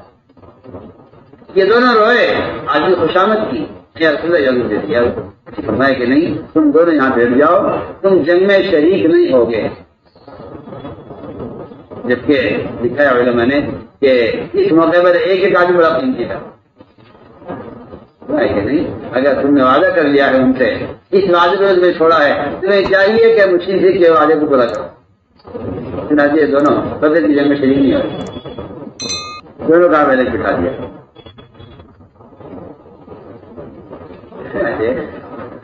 میں عرض کر رہا تھا کہ آپ صلی اللہ علیہ وسلم نے اپنے وعدے کے مطابق ان کو روانہ کر دیا، اور راستے میں منافق نے ان سے کہا کہاں جا رہے ہو؟ میں تو زکات وصول کرنے جا رہا ہوں، بڑے مختلف سے۔ منافق نے یہ کہا کہ پورا قبیلہ آپ کے قتل کے لیے باہر کھڑا ہوا ہے، جھوٹی خبر، اور پورا قبیلہ زکات دینے سے انکار کر رہا ہے، جھوٹی خبر ہے۔ یہ ساتھ واپس ہو گئے، انہوں نے انتظار کیا کہ آپ کا آدمی آئے کہ نہیں۔ یہاں خیال ان کو یہ آیا بنو مصطلق ہو کہ شاید ہماری کمائی میں کچھ حصہ حرام کا داخل ہو گیا ہے، اللہ نے منع کر دیا نبی کو کہ ان کی زکات قبول نہ کرنا، کہ ان کے مال میں کچھ مال حرام کا ہے۔ یعنی آپ اس سے اندازہ کریں کہ صرف زکات کی وصولیابی کے لیے اس آدمی کے آنے میں دیر ہوئی، انہیں اس بات کا خیال ہوا کہ ہمارے مال کو جس کا حرام کا داخل ہو گیا ہے، اللہ نے منع کیا نبی کو کہ ان کی زکات قبول نہ کرنا، اس لیے آپ نے آدمی نہیں بھیجا۔ کتنے نائب مسلمان تھے اور کتنے تقوی والے تھے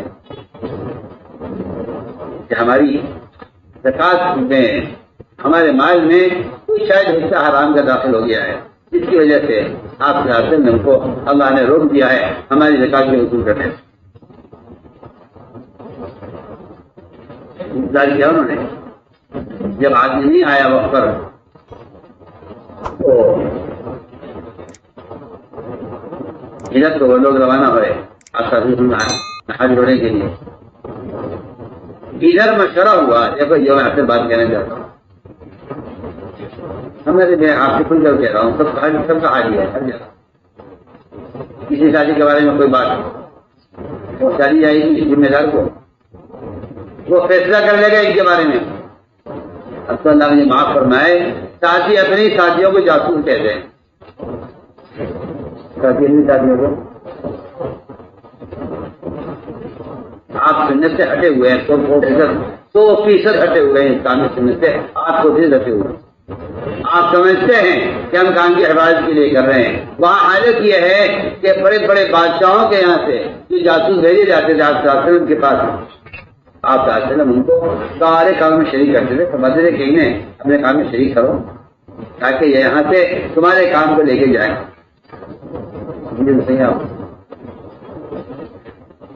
صحیح جاسوسی کہ اگر کوئی جاسوسی کرے گا، اگر کوئی جاسوسی کرے گا بھی، اگر کوئی جاسوسی کرے گا تو اللہ تعالیٰ ہر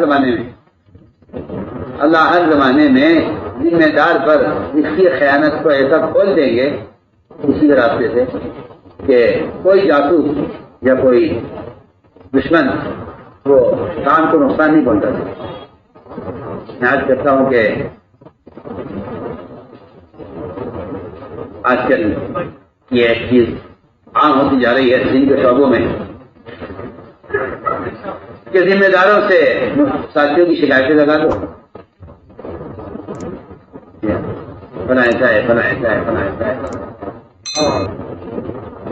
پہلی تو بات یہ ہے کہ آج یہ چاہتے ہیں کہ عمرا اور ذمہ دار حضرات بالکل ایسے ہونے چاہیے کہ ان میں کوئی عیب نہ ہو، بلکہ میں کہا کرتا ہوں مثال کے طور پر ایک علاقے میں ہم شورا بنا رہے تھے تو ایک سامنے کھڑا ہو گیا، اعتراض کیا، اور معترض کے بعد کا انداز ہی الگ ہوتا ہے۔ اس نے کھڑا ہو کر مجھ سے کہا یہ بتائیے کہ شورا میں کس استعداد کے، کن صفات کے اور کس طرح کے لوگ ہونے چاہیے۔ میں نے کہا پہلی شرط یہ ہے کہ جس کو شورا میں لیا جائے، پہلی شرط یہ کہ وہ فرشتہ ہونا چاہیے۔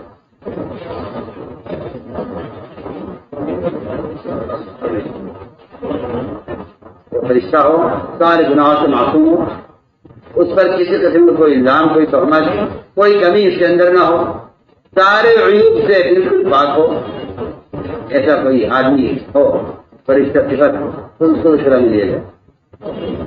اور ساتھ بیچارے کہہ کر بہت پچھتائے، ندامت بھی ہوئی، تنہائی آ کے مجھ سے معافی مانگی کہ مجھ سے غلطی ہوئی، میں نے کہا بہت بڑی غلطی ہے۔ پھر حدیث میں آتا ہے کہ انسان بعض لوگ وہ ہوتے ہیں کہ جن کو دوسرے کی آنکھ کا بال سے نظر آتا ہے، اپنی آنکھ کے اندر شہگیر ان کو محسوس نہیں ہوتا، جبکہ آنکھ کے جو پلک ہے، اگر پلک کا ایک بال ٹوٹ کر آنکھ میں چلا جائے تو ایک پہلوان کی آنکھ کو رگڑ کر آدمی پریشان ہو جاتا ہے اور سرخ ہو جاتی ہے۔ ایک پہلوان اس چبھن کو برداشت نہیں کرتا۔ میں اس مثال آپ کو دے رہا ہوں۔ لوگ ساتھیوں کے اندر بڑے محاسن، بڑی خوبیاں دیکھنا چاہتے ہیں، حالانکہ اپنے اندر وہ ان سے زیادہ بڑے عیوب لیے ہوئے ہیں۔ لیکن وہ یہ چاہتے ہیں ہم تو جیسے چاہے ہوں، لیکن ذمہ دار ہمارے ایسے ہونے چاہیے۔ میں کہتا ہوں کہ اجتماعیت کا، اصلاح کا ایک ہی اصول ہے کہ مجھے ایسا ہونا چاہیے، مجھے ایسا ہونا چاہیے، مجھے ایسا ہونا چاہیے۔ اگر ہر آدمی کسی کا یہ ہو کہ مجھے ایسا ہونا چاہیے، تو میں سمجھتا ہوں کہ اجتماعیت کا ایک بڑا سبب یہ بنے گا کہ ہر آدمی اپنی اصلاح کی اور اپنے عیوب کے دیکھنے کی کوشش میں رہے۔ تو میں نے عرض کیا کہ یہ فتنہ ہے اس زمانے کا کہ جو ذمہ دار ہے، جو مسئول لوگوں کے اپنی گناہ کی وجہ سے، اپنے مزاج کی وجہ سے سمجھ میں نہیں آتا، وہ اس کو متہم کرتے ہیں، اس کو اس کی ذمہ داری سے ہٹانے کے لیے اس کو متہم کرتے ہیں. جبکہ یہ میں میری بات یاد رکھنا، جبکہ یہ طریقہ، یہ شیوا کافروں کا ہے کہ وہ نبی کو ان کے کام کے لائق نہ سمجھنا، ان کو کام کے لائق نہ رہیں، ان کا کام نہ چلے. وہ اس کے لیے انبیاء علیہ السلام کو کفار متہم کرتے تھے، ان کو تہمتیں لگاتے تھے کہ ان کو جھوٹا کہا جائے تاکہ لوگ ان بات پہ یقین نہ کریں، ان کو خائن کہا جائے تاکہ لوگ ان پر اعتماد نہ کریں. یہ تو کافروں کا کام ہے. یہ تو کافروں کا کام ہمیشہ رہا ہے کہ وہ انبیاء علیہ السلام کو ہر زمانے میں، کفار انبیاء علیہ السلام کو ہر زمانے میں متہم کیا کرتے تھے. ان میں تہمتیں لگاؤ تاکہ یہ قوم کے درمیان کام کے قابل نہ رہیں. آپ بول دیا اس علیہ السلام پر جو تہمت لگی ہے، اس تہمت کا مقصد ہی یہی تھا، اس تہمت کا مقصد ہی یہی تھا کہ یہ کام کے قابل نہ رہے. آپ چاہتے ہیں پر تہمتیں لگی ہیں صرف اس لیے تاکہ عوام کا اعتماد ان پر سے ختم ہو. میں آپ سے کھل کر کہہ رہا ہوں کہ اگر خدا نہ کرے، اللہ نہ کرے، کوئی ساتھی یہ کام کر رہا ہے تو وہ سمجھ لے کہ یہ ایک کافر کی خصلت ہے جو ایک مسلمان کے اندر پیدا ہو. کافی میں نے ایک بات چھیڑی ہے، مجھے چاہتا ہے کہ وہ پوری ہو. چلو ساتھیوں کو متنوع کے لیے بھی جاسوس ہے.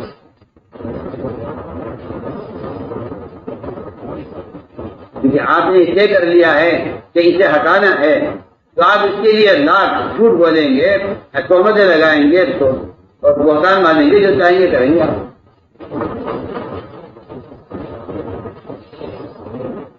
اور اتنا ہی نہیں ہوگا بلکہ آپ ایسے لوگوں کے پاس جائیں گے اپنے ساتھیوں کے خلاف جن کا نہ کام سے کوئی تعلق ہوگا، نہ کام کو سمجھتے ہوں گے، بلکہ وہ کام کے مخالف ہوں گے. ان کے پاس آپ جائیں گے اپنے ساتھی کے خلاف مدد لینے کے لیے. میں آپ سے کھل کر کہہ رہا ہوں، میں نے اس بات کا مشاہدہ کیا ہے کہ جب اہل حق کے درمیان لڑائیاں اور اختلاف پیدا ہوتا ہے تو وہ ایک کافر سے مدد لیتے ہیں اپنے مسلمان بھائی کے خلاف. کہ میں نے اپنی آنکھوں سے دیکھا ایک کافر ہے. میں تو بس فکر کہہ رہا ہوں، مجھے کوئی آپ سے کوئی تردد تو حجاب نہیں بات کرنا. ایک کافر سے ایک اپنے ساتھی کے خلاف مدد لینے میں کوئی جھجک نہیں ہوگی. جبکہ ایک زمانہ وہ تھا کہ مسلمان اتنے مجتمع تھے کہ اگر ایک کمزور سے کمزور مسلمان کسی دشمن کافر کو میدان میں جہاں صحابہ اسے قتل کرنا چاہتے ہوں، اگر وہ کمزور سے کمزور مسلمان ایک کافر کو امان دے دے تو سارے مسلمانوں کے درمیان یہ کافر محفوظ ہو جاتا تھا. آپ دیکھیے عزت کا بیان ہے. فرماتے ہیں بکر رضی اللہ تعالیٰ تم نے کہا ضعیف ترین مسلمان، کمزور سے کمزور جو بالکل بے حیثیت آدمی ہے، اگر وہ کسی دشمن کو امان دے دے گا تو یہ کافر دشمن سارے دشمنوں کے درمیان میں خود ہو جائے گا. وہ کچھ نہیں کہہ سکتا کہ ہم میں سے ایک نے اس کو امان دی. آپ ایک مسلمان کا یہ مقام ہے، ایک مسلمان کا یہ مقام. تو میں نے عرض کیا کہ یہ ایک بیماری لگی ہے کہ جب یہ دیکھتے ہیں کہ یہ اس طرح ہٹنے والا نہیں ہے پھر یہ جاتے ہیں اور جا کر ایسے لوگوں سے اپنے ساتھ کے خلاف مدد لیتے ہیں جن آپ کے کام سے کوئی مطلب نہیں ہے، جو آپ کے کام کے مخالف ہیں. آپ ان سے جا کر اپنے ساتھ کے خلاف مدد لیتے ہیں. وہ آپ سے کہتا ہوں یہ صورت حال ہے اور سمجھتے بڑا کمال کر رہے ہیں اور کہتے ہیں ہم حق پر ہیں، ہم حق پر ہیں. آپ کو نہیں تو میں تو روزانہ یہ بات کہتا ہوں کہ جب تک کوئی امیر، کوئی ذمہ دار آپ کو کھلے کفر کا حکم نہ کرے اور آپ کو نماز کا حکم نہ کرے، حدیث میں صاف صراحت ہے، صاف فرمایا کہ آپ کو کوئی حق نہیں، کوئی اجازت نہیں ہے کہ آپ ہمیں کی مخالفت کریں. آپ کے ذمہ اطاعت کرنے واجب ہے جو چاہے. پر آپ معمولی باتیں کی وجہ سے میں صاف صاف آپ کسی کو گنجائش نہیں ہے. جو ایسا کر رہے ہیں وہ ایک کافر کی خصلت میں اپنے آپ کو تھکا رہے ہیں. یہ بالکل واضح بات یہ کافر کی خصلت ہے، یہ کافر کی خصلت ہے کہ کام کرنے والوں کو متہم کرو تاکہ ان کا اعتماد ختم ہو. میں واضح خبر آپ سے یہ واقعات ہیں غور کرنے کے.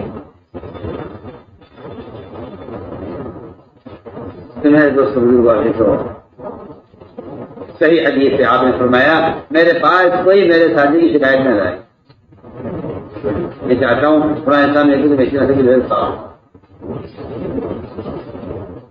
تو میں اس واقعے سے یہ بہت یاد کرنا چاہ رہا ہوں.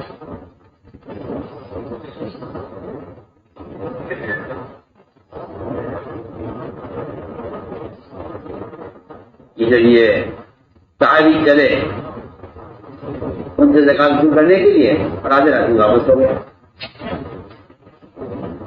جا کر کے رسول اللہ میں جا رہا تھا زکات وصول کرنے کے لیے, راستے میں معلوم ہوا کہ وہ لوگ تو زکات سے انکار کر رہے ہیں اور وہ تو مجھے قتل کرنا چاہتے ہیں. اور پورا قبیلہ جو ہے وہ بستی سے نکل کے باہر کھڑا ہوا ہے میرے قتل کے لیے. آج مشورہ کیا, آپ مشورہ کریں. میں آپ سے کہنا چاہتا ہوں کہ یہ جو دو مشوروں کا کی بیماری لگی ہے نا کام کرنے والوں کو, کیا لگی یہ اللہ کی 100 بار میں قسم کھا کر کہتا ہوں اس کی کوئی بنیاد نہیں ہے, کسی کے پاس نہیں ہے, نہ کوئی دلیل ہے, نہ کوئی حجت ہے, نہ کوئی بنیادی کچھ نہیں ہے, سوائے بدگمانیوں کا ایک پہاڑ ہے جو قائم کر دیا گیا ہے اور اسی پر لوگ فیصلے کر کے اپنے دشا پیدا کر. کوئی دلیل کسی کے پاس نہیں, کوئی حجت نہیں, کوئی دلیل آپ کے پاس نہیں ہے.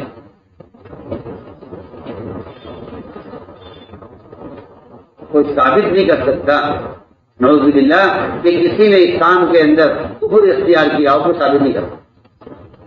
اور جب تک کوئی کفر اختیار نہ کرے کھلا ہوا کفر, اس وقت تک اس سے اعتزال, اس سے الگ ہونے کی تو شریعت گنجائش دیتی ہی نہیں ہے. آپ پتہ نہیں کہاں سوئے ہوئے ہیں. آپ معمولی باتیں کو کہا کر کے آ جاؤ اپنا اکثر الگ کرنے.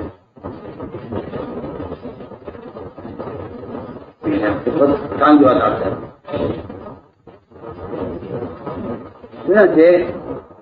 آپ صلی اللہ علیہ وسلم نے اس خبر پر صحیح بات ہے, آپ ہی بشر ہیں, آپ ہی بشر ہیں, آپ نے اس خبر پر مشورہ کیا ساتھیوں کو, آپ کو جمع کے بتاؤ کیا کریں. یہ خبر آئی, اس پر مشورہ سنو, اس پر مشورہ ہوا آپ کی مجلس میں اور فیصلہ ہوا.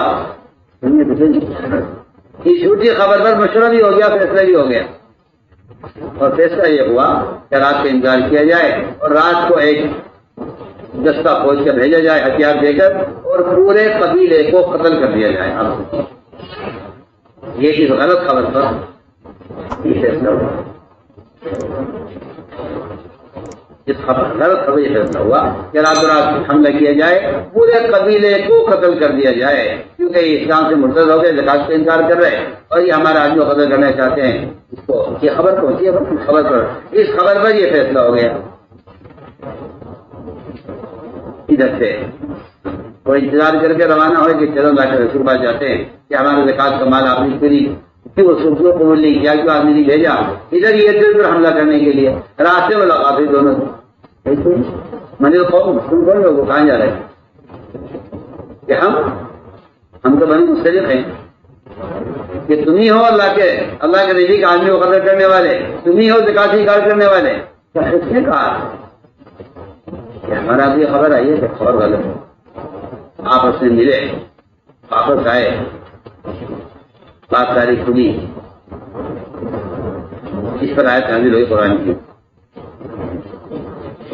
اللہ نے سارے ایمان والوں کو قیامت تک کے لیے مخاطب کیا ہے اور صاف فرمایا اللہ تعالیٰ نے, اے تمام ایمان والوں سن دو, اگر تمہارے پاس کوئی فاضل خبر لے کر آئے تو تمہیں چاہیے کہ تحقیق کر لینا. ایسا نہ ہو کہ تم تحقیق نہ کر کے کوئی فیصلہ کر بیٹھو, اس پر کوئی اقدام کر لو, اس اقدام کے بعد تمہارے لیے سوائے حسن نظامت سے کچھ نہ ہو. بہت بڑا کام ہے یہ, کچھ نہیں ہے, سارا بدگمانیوں پر, جھوٹی خبروں پر ایک قلعہ تعمیر کیا ہوا ہے.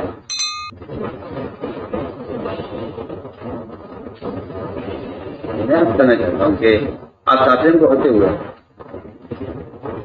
آپ وسلم کے ہوتے ہوئے اگر اتنا بڑا نعوذ باللہ غلط اسلام ہو سکتا ہے تو آج 1500 سال کے بعد اگر مسلمان بات کی تحقیق نہ کرے اور صحیح خبر اور صحیح چیز کو حاصل نہ کرے اور جن کی طرف سے خبر سنی ہے ان سے براہ راست ملاقات نہ کرے، بتائیے سکون آج کا مسلمان 1500 سال کے بعد اس فساد کے زمانے میں کیا کون سا غلط اقدام نہیں کر سکتا، بتائیے آپ، جبکہ اس زمانے میں جو خیر کا زمانہ تھا اس میں اتنا بڑا قدم اٹھا لیا گیا تھا کہ اس پورے قبیلے کو قتل کر دیا جائے، بتائیے سکون۔ میں نے عرض کیا ہے کہ ساتھیوں کو متہم کرتے اسی لیے تاکہ یہ راستے سے ہٹیں، اللہ مجھے معاف کرے، یہ ایک سیاسی سوچ ہوتی ہے، اس وزیر کو کیسے بدلیں اور اس صدر کو کیسے بدلیں، یہ سیاسی سوچ ہے اور یہ سیاسی سوچ ہماری ہو کے رہ گئی ہے۔ کسی کو اگر ہٹانا ہو یا کسی کو معلوم کرنا ہو یا کسی کو متہم کرنا ہو، آج تک نیا کام چلائے، کہیں چلو فلاں کے خلاف فتویٰ دیتے ہیں، عجیب کام چلائے، یہی کام شروع کیا ہے کہ چلو فلاں کے خلاف فتویٰ لیتے ہیں، فتویٰ آ جائے گا، فتویٰ ان کو بےکار کر دے گا، فتوے سے یہ کام کے رہیں گے نہیں، لہٰذا ہو جائے گا کہ بھائی انہیں ہٹاؤ کیونکہ فتویٰ آ گئی، تو میں حیران ہوں آپ کس سوچ میں کس فکر میں کھل کر گیا۔ میں نے عرض کیا ہے کہ اگر کوئی جاسوسی کرے گا بھی تو اللہ تعالیٰ جاسوسی کرنے والوں کے کی جاسوسی سے یا ان کی کسی غلط یا ان کے کسی نعوذ باللہ کسی خیانت سے کام کا نقصان نہیں ہونے لگے، یہ سب سے پکی سچی بات ہے۔ لیکن اگر کوئی شخص، میں کہتا ہوں کہ اپنی کسی مجبوری میں آ کر کوئی ایسی غلطی کر نہیں دیتے، تب بھی یہ کہتی ہے کہ تمہارا ساتھی ہے، اس سے غلطی ہوگی، میں جو بہت اہم بات آپ سے عرض کرتا ہوں۔ اگر کوئی ایسی حرکت کر دیتے اور کسی دشمن یا کسی کافر سے وہ تعلق قائم کر لے یا آج کی کسی بات کی ان کو خبر بھی کر دے، تبھی آپ صلی اللہ علیہ وسلم کے دل میں اتنی وسعت ہے کہ آپ صلی اللہ علیہ وسلم اپنے صحابہ میں سے جاسوسی کرنے والی کی قربانیوں کو اور ان کی گزشتہ ان کے کارناموں کو غور کر رہے ہیں۔ اس لیے میں کچھ کہنا چاہتا ہوں، اگر ایسا کوئی کر بھی لے، اول تو ایسا ہے نہیں، اگر خدا نہ کرے، میں کہتا ہوں 100 بار اگر ایسا کر بھی لے تو ہمیں معلوم ہونا چاہیے کہ آپ صلی اللہ علیہ وسلم نے ایسے آدمی کے ساتھ کیا معاملہ کیا، سننے کی بات ہے۔ ایک ثابت ہے حاتم نبی بلتع رضی اللہ عنہ، جب آپ صلی اللہ علیہ وسلم نے مکہ مکرمہ پر حملے کا ارادہ کیا، اس کے لیے تیاری شروع کی، بہت خاموشی میں آپ صلی اللہ علیہ وسلم نے مکے پر حملے کا ارادہ کیا تو یہ صحابی حاتم نہیں بلتع، انہوں نے مکہ مکرمہ کے کافروں کو خط لکھ دیا اور خط یہ لکھا کہ محمد صلی اللہ علیہ وسلم تم پر حملے کی تیاری کر رہے ہیں اور وہ ایک ایسا لشکر لے کر آ رہے ہیں جو تمہیں بہا کر لے جائے گا۔ یہ خبر خط چلا مدینہ منورہ سے، آپ اس کو جاسوسی کہی ہے یا اس کو خیانت کہی ہے یا یہ کہیے کہ آج کافروں سے ملا ہوا ہے، آپ کچھ بھی کہہ سکتے ہیں، لیکن میں کہنا چاہتا ہوں کہ آپ صلی اللہ علیہ وسلم نے اس آدمی کے بارے میں کیا معاملہ کے ساتھ کیا کیا، میں اس کو سنانا چاہتا ہوں، آپ کو جو چاہیں کہیں، لیکن آپ صلی اللہ علیہ وسلم نے اس آدمی کا کیا معاملہ کیا، میرا وہ دل چاہتا ہے کہ آپ کو بتاؤں۔ ہوا یہ کہ حاتم نے خط لکھا اور خط میں صاف لکھ دیا کہ آپ صلی اللہ علیہ وسلم مکے والے پر حملے کا ارادہ کر رہے ہیں، تم اپنی حفاظت کا انتظام کر لو۔ ادھر یہ خط چلا مدینے سے، ادھر آسمان سے وحی چلی، اللہ نے فرمایا کہ فلاں شخص فلاں عورت ہے جو فلاں مقام پر ہے اس وقت، اور حاتم نے اس کو خط دیا ہے، وہ خط منگوائی۔ دو صحابی تیز گھوڑے پر سوار ہو کر گئے اور وہ بالکل اسی جگہ پر جہاں آپ نے فرمایا تھا تو وہ خاص پر وہاں عورت ملی ہے، تنہا ایک عورت جا رہی تھی. اس سے کہا خط نکالو خط نکالو. پوچھا نہیں، پوچھا خط نکالو. اللہ کے نہیں کہا تو یہ خبر تو یقین ہے، وہ خط نکالی. اس نے خیر وہ خط نکال کے دیا، وہ خط واپس آیا، وہ خط کھلا، اس میں لکھا ہوا تھا خاتم کی طرف سے خط. فرمایا بلاؤ خاتم کو. یہ کیا بات ہے؟ یعنی کہ صاحب معاملہ سے پوچھے بغیر کوئی فیصلہ ہو جاتا نہیں، یہ بالکل نہیں. آپ کو غائبانہ فیصلے، غائبانہ آپ کے جو ہے الزامات، آپ کو غائبانہ الزامات، غائبانہ فیصلے. تو میں بلاؤ خاتم کو. خاتم آئے جی میں نے کیا ہے. آپ نے یہ نہیں کہا کہ ہاں تم نے کیا ہے، اعتراف ہو گیا ہے، بھائی جرم ثابت ہو گیا، انہیں نکال دو کہ نہیں. آپ پہلے یہ بتاؤ ایسا تم نے کیوں کیا، کیا ضرورت پیش ہو. یہ میں کہہ رہا ہوں کہ یہ بہت بڑے دل کی بات ہے اور یہ بڑی مستقبلی کا، جی ہاں بڑی مستقبلی کا کام ہے کہ آدمی اپنے ایک ساتھی کے بارے میں خط کھل گیا، اللہ نے وہی سے بتا دیا، بات واضح ہو گئی، جرم ثابت ہو گیا، جرم سے ثابت ہو گیا. سوال اس کا ہے کہ ہمارے ایک ساتھی سے غلطی کیوں ہوئی، اس کی وجہ کیا ہے. میں آگے اس کو نہیں سیکھے. باقی یہ میں جو واقعہ سنا رہا ہوں، بات ساتھی ایسے ہیں، میں آپ کو کھل کر گیا، بات ساتھی ایسے ہیں جن کا کام ہی یہ رہ گیا ہے کہ اپنے ذمہ داروں کے خلاف ذہن سازی کرنا لوگوں کی ہے اور اس کے خلاف اسے ہٹاؤ، اسے نکالو، اسے لاؤ، اسے لے جاؤ، اس میں لگے رہتے ہیں. نہ نگر سے مطلب ہے، نہ تعلیم سے مطلب ہے، نہ خروج سے، نہ افراد دعوت میں لوگ بچتا ہے. اس فساد میں سمجھتے ہیں کہ ہم اصلاح کر رہے ہیں، وہ فساد میں لگے رہتے ہیں. میں ان کو یہ واقعہ سنانا چاہتا ہوں کہ وہ غور کریں اپنی عادت پر کہ وہ محمد صلی اللہ علیہ وسلم کی سیرت سے کتنے ہٹے ہوئے ہیں اور وہ دعویٰ کرتے ہیں کہ ہم کام کر رہے ہیں. میں آپ کو کھل کر کہہ رہا ہوں وہ نبی کی سیرت سے بہت دور نکلے ہوئے ہیں. وہ سمجھتے ہیں کہ ہم دعوت کا کام کر رہے ہیں کہ نہیں، دعوت کا کام تو محمد صلی اللہ علیہ وسلم کے مزاج کے تابع ہو کر جو کام کرے گا وہ کرے گا، جس کے تابع نہیں ہے وہ کام کرنے والا نہیں ہے. یقینی بات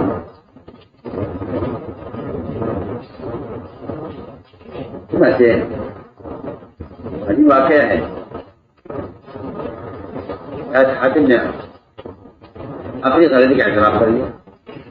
تو میں اجازت دیجیے میں اسی گلو اڑا دیتا ہوں. یہ جاسوس ہے، یہ کافروں کے ساتھ ملا ہوا ہے، یہ منافق ہے. میں نہیں مانگا ایسا نہیں. اور میری یہ بدری صحابی ہے، ٹھیک ہے کیونکہ بدری صحابی غلطی ہو گئی.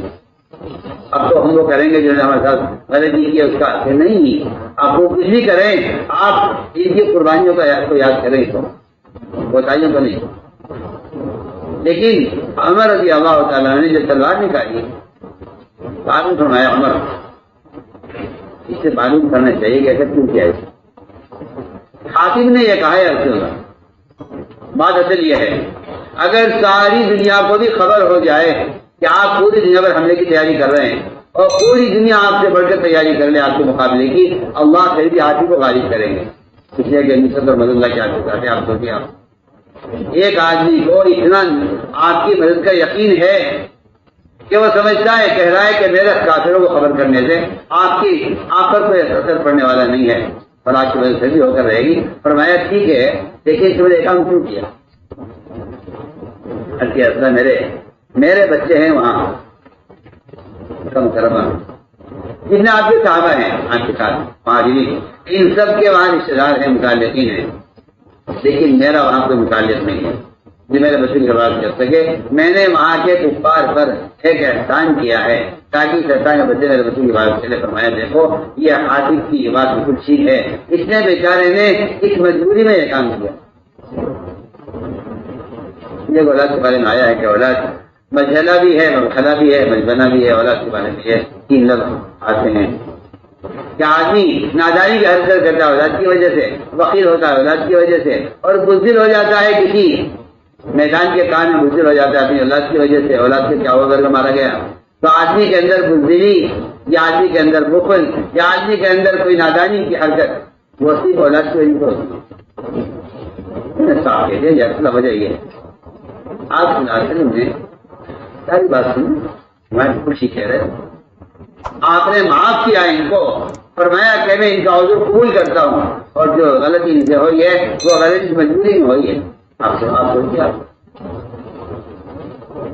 جاسوسی کرنے والے کے ساتھ آپ صرف یہ معاملہ کیا ہے، آپ کو صاحب کہیں گے نا ہاں جاسوسی کی دشمن کو اطلاع کر دینا، آپ وسلم کا راست پاس کر دینا۔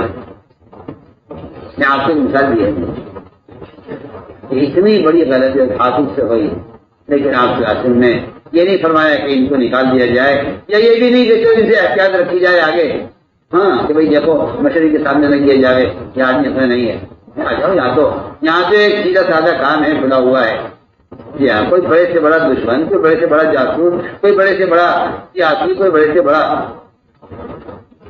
کیا کر رہے ہیں ہمارے مشورے کا کوئی مقصد ہی نہیں ہے سوائے اقامت دین کے اور سوائے امت کے جان مال کی حفاظت کے اور سوائے امت کی تربیت کے ہمارے کام کو مقصد ہی نہیں ہے۔ میرے دوستوں میں ساری بات کر رہا ہوں کہ اللہ کے ساتھ گمان اللہ کے ساتھ گمان کا درست ہونا، میں کہتا ہوں کہ یہ تربیت کا ایسا بنیادی سبب ہے گمان کا ٹھیک ہونا۔ اگر میں عرض کر چکا ہوں شروع میں، اگر ایران اسلام میں گمان پر آگ ٹھنڈی ہو سکتی ہے اور ابو درداء کے گمان پر آگ ٹھنڈی ہو سکتی ہے، ان کے گھر کو نہیں جا سکتی، تو میں کہتا ہوں کہ یہ گمان اتنا مؤثر ہے کہ یہ ایک آدمی کے عیوب کو اور ایک آدمی کی بری خصلتوں کو اچھی عادتوں میں تبدیل کر سکتا ہے۔ عمر رضی اللہ تعالیٰ سے ملک شام کے امیر کی ان کے علاقے کے عوام نے شکایت کی،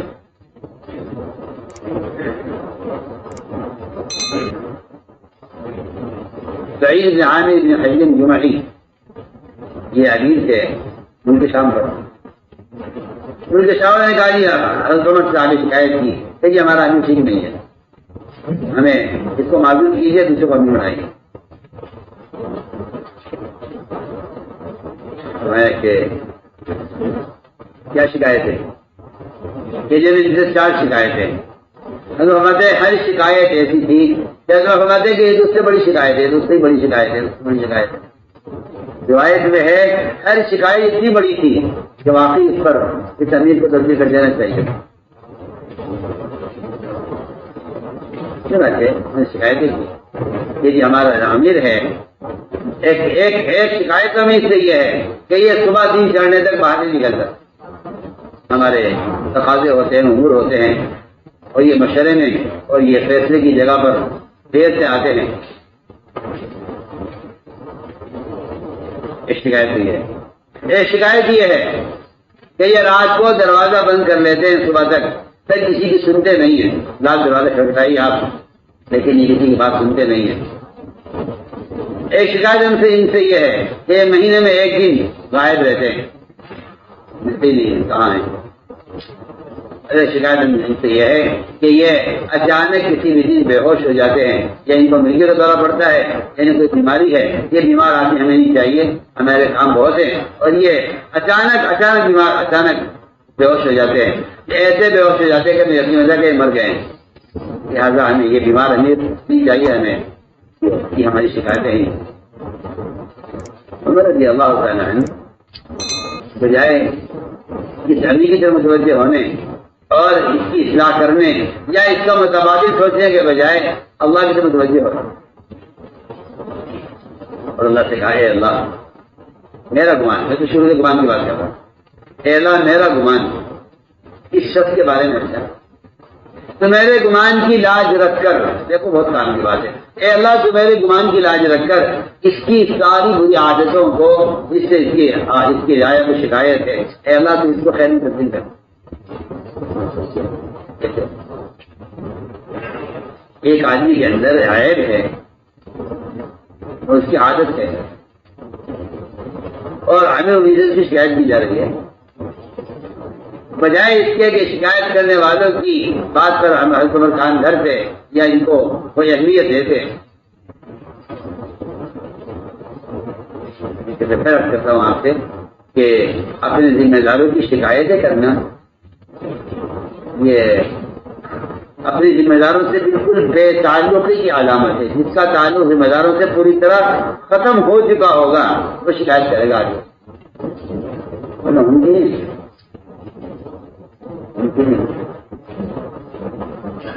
میں نے عرض کیا کہ حضرت اللہ دعا کیجیے اللہ آپ کو قدرت ہے، اور میرا گمان اس آدمی کے بارے میں، اس امیر کے بارے میں گمان اچھا ہے، تو میرے گمان کی لاج رکھ کر اس کو اس کی ساری بری عادتوں کو اچھی عادتوں میں تبدیل کر۔ اللہ کی شان جب میں دعا کی بلایا دونوں کو، ذمہ دار بھی آئے ان کے ساتھ، ان کے جو ان کی رعایا کے لوگ بھی آئے۔ مجھے کیا شکایت ہے کہ یہ شکایت ہوئی ہے کہ یہ صبح دن چڑھنے تک نکلتے نہیں پا رہے کہ بتاؤ کیا بات ہے؟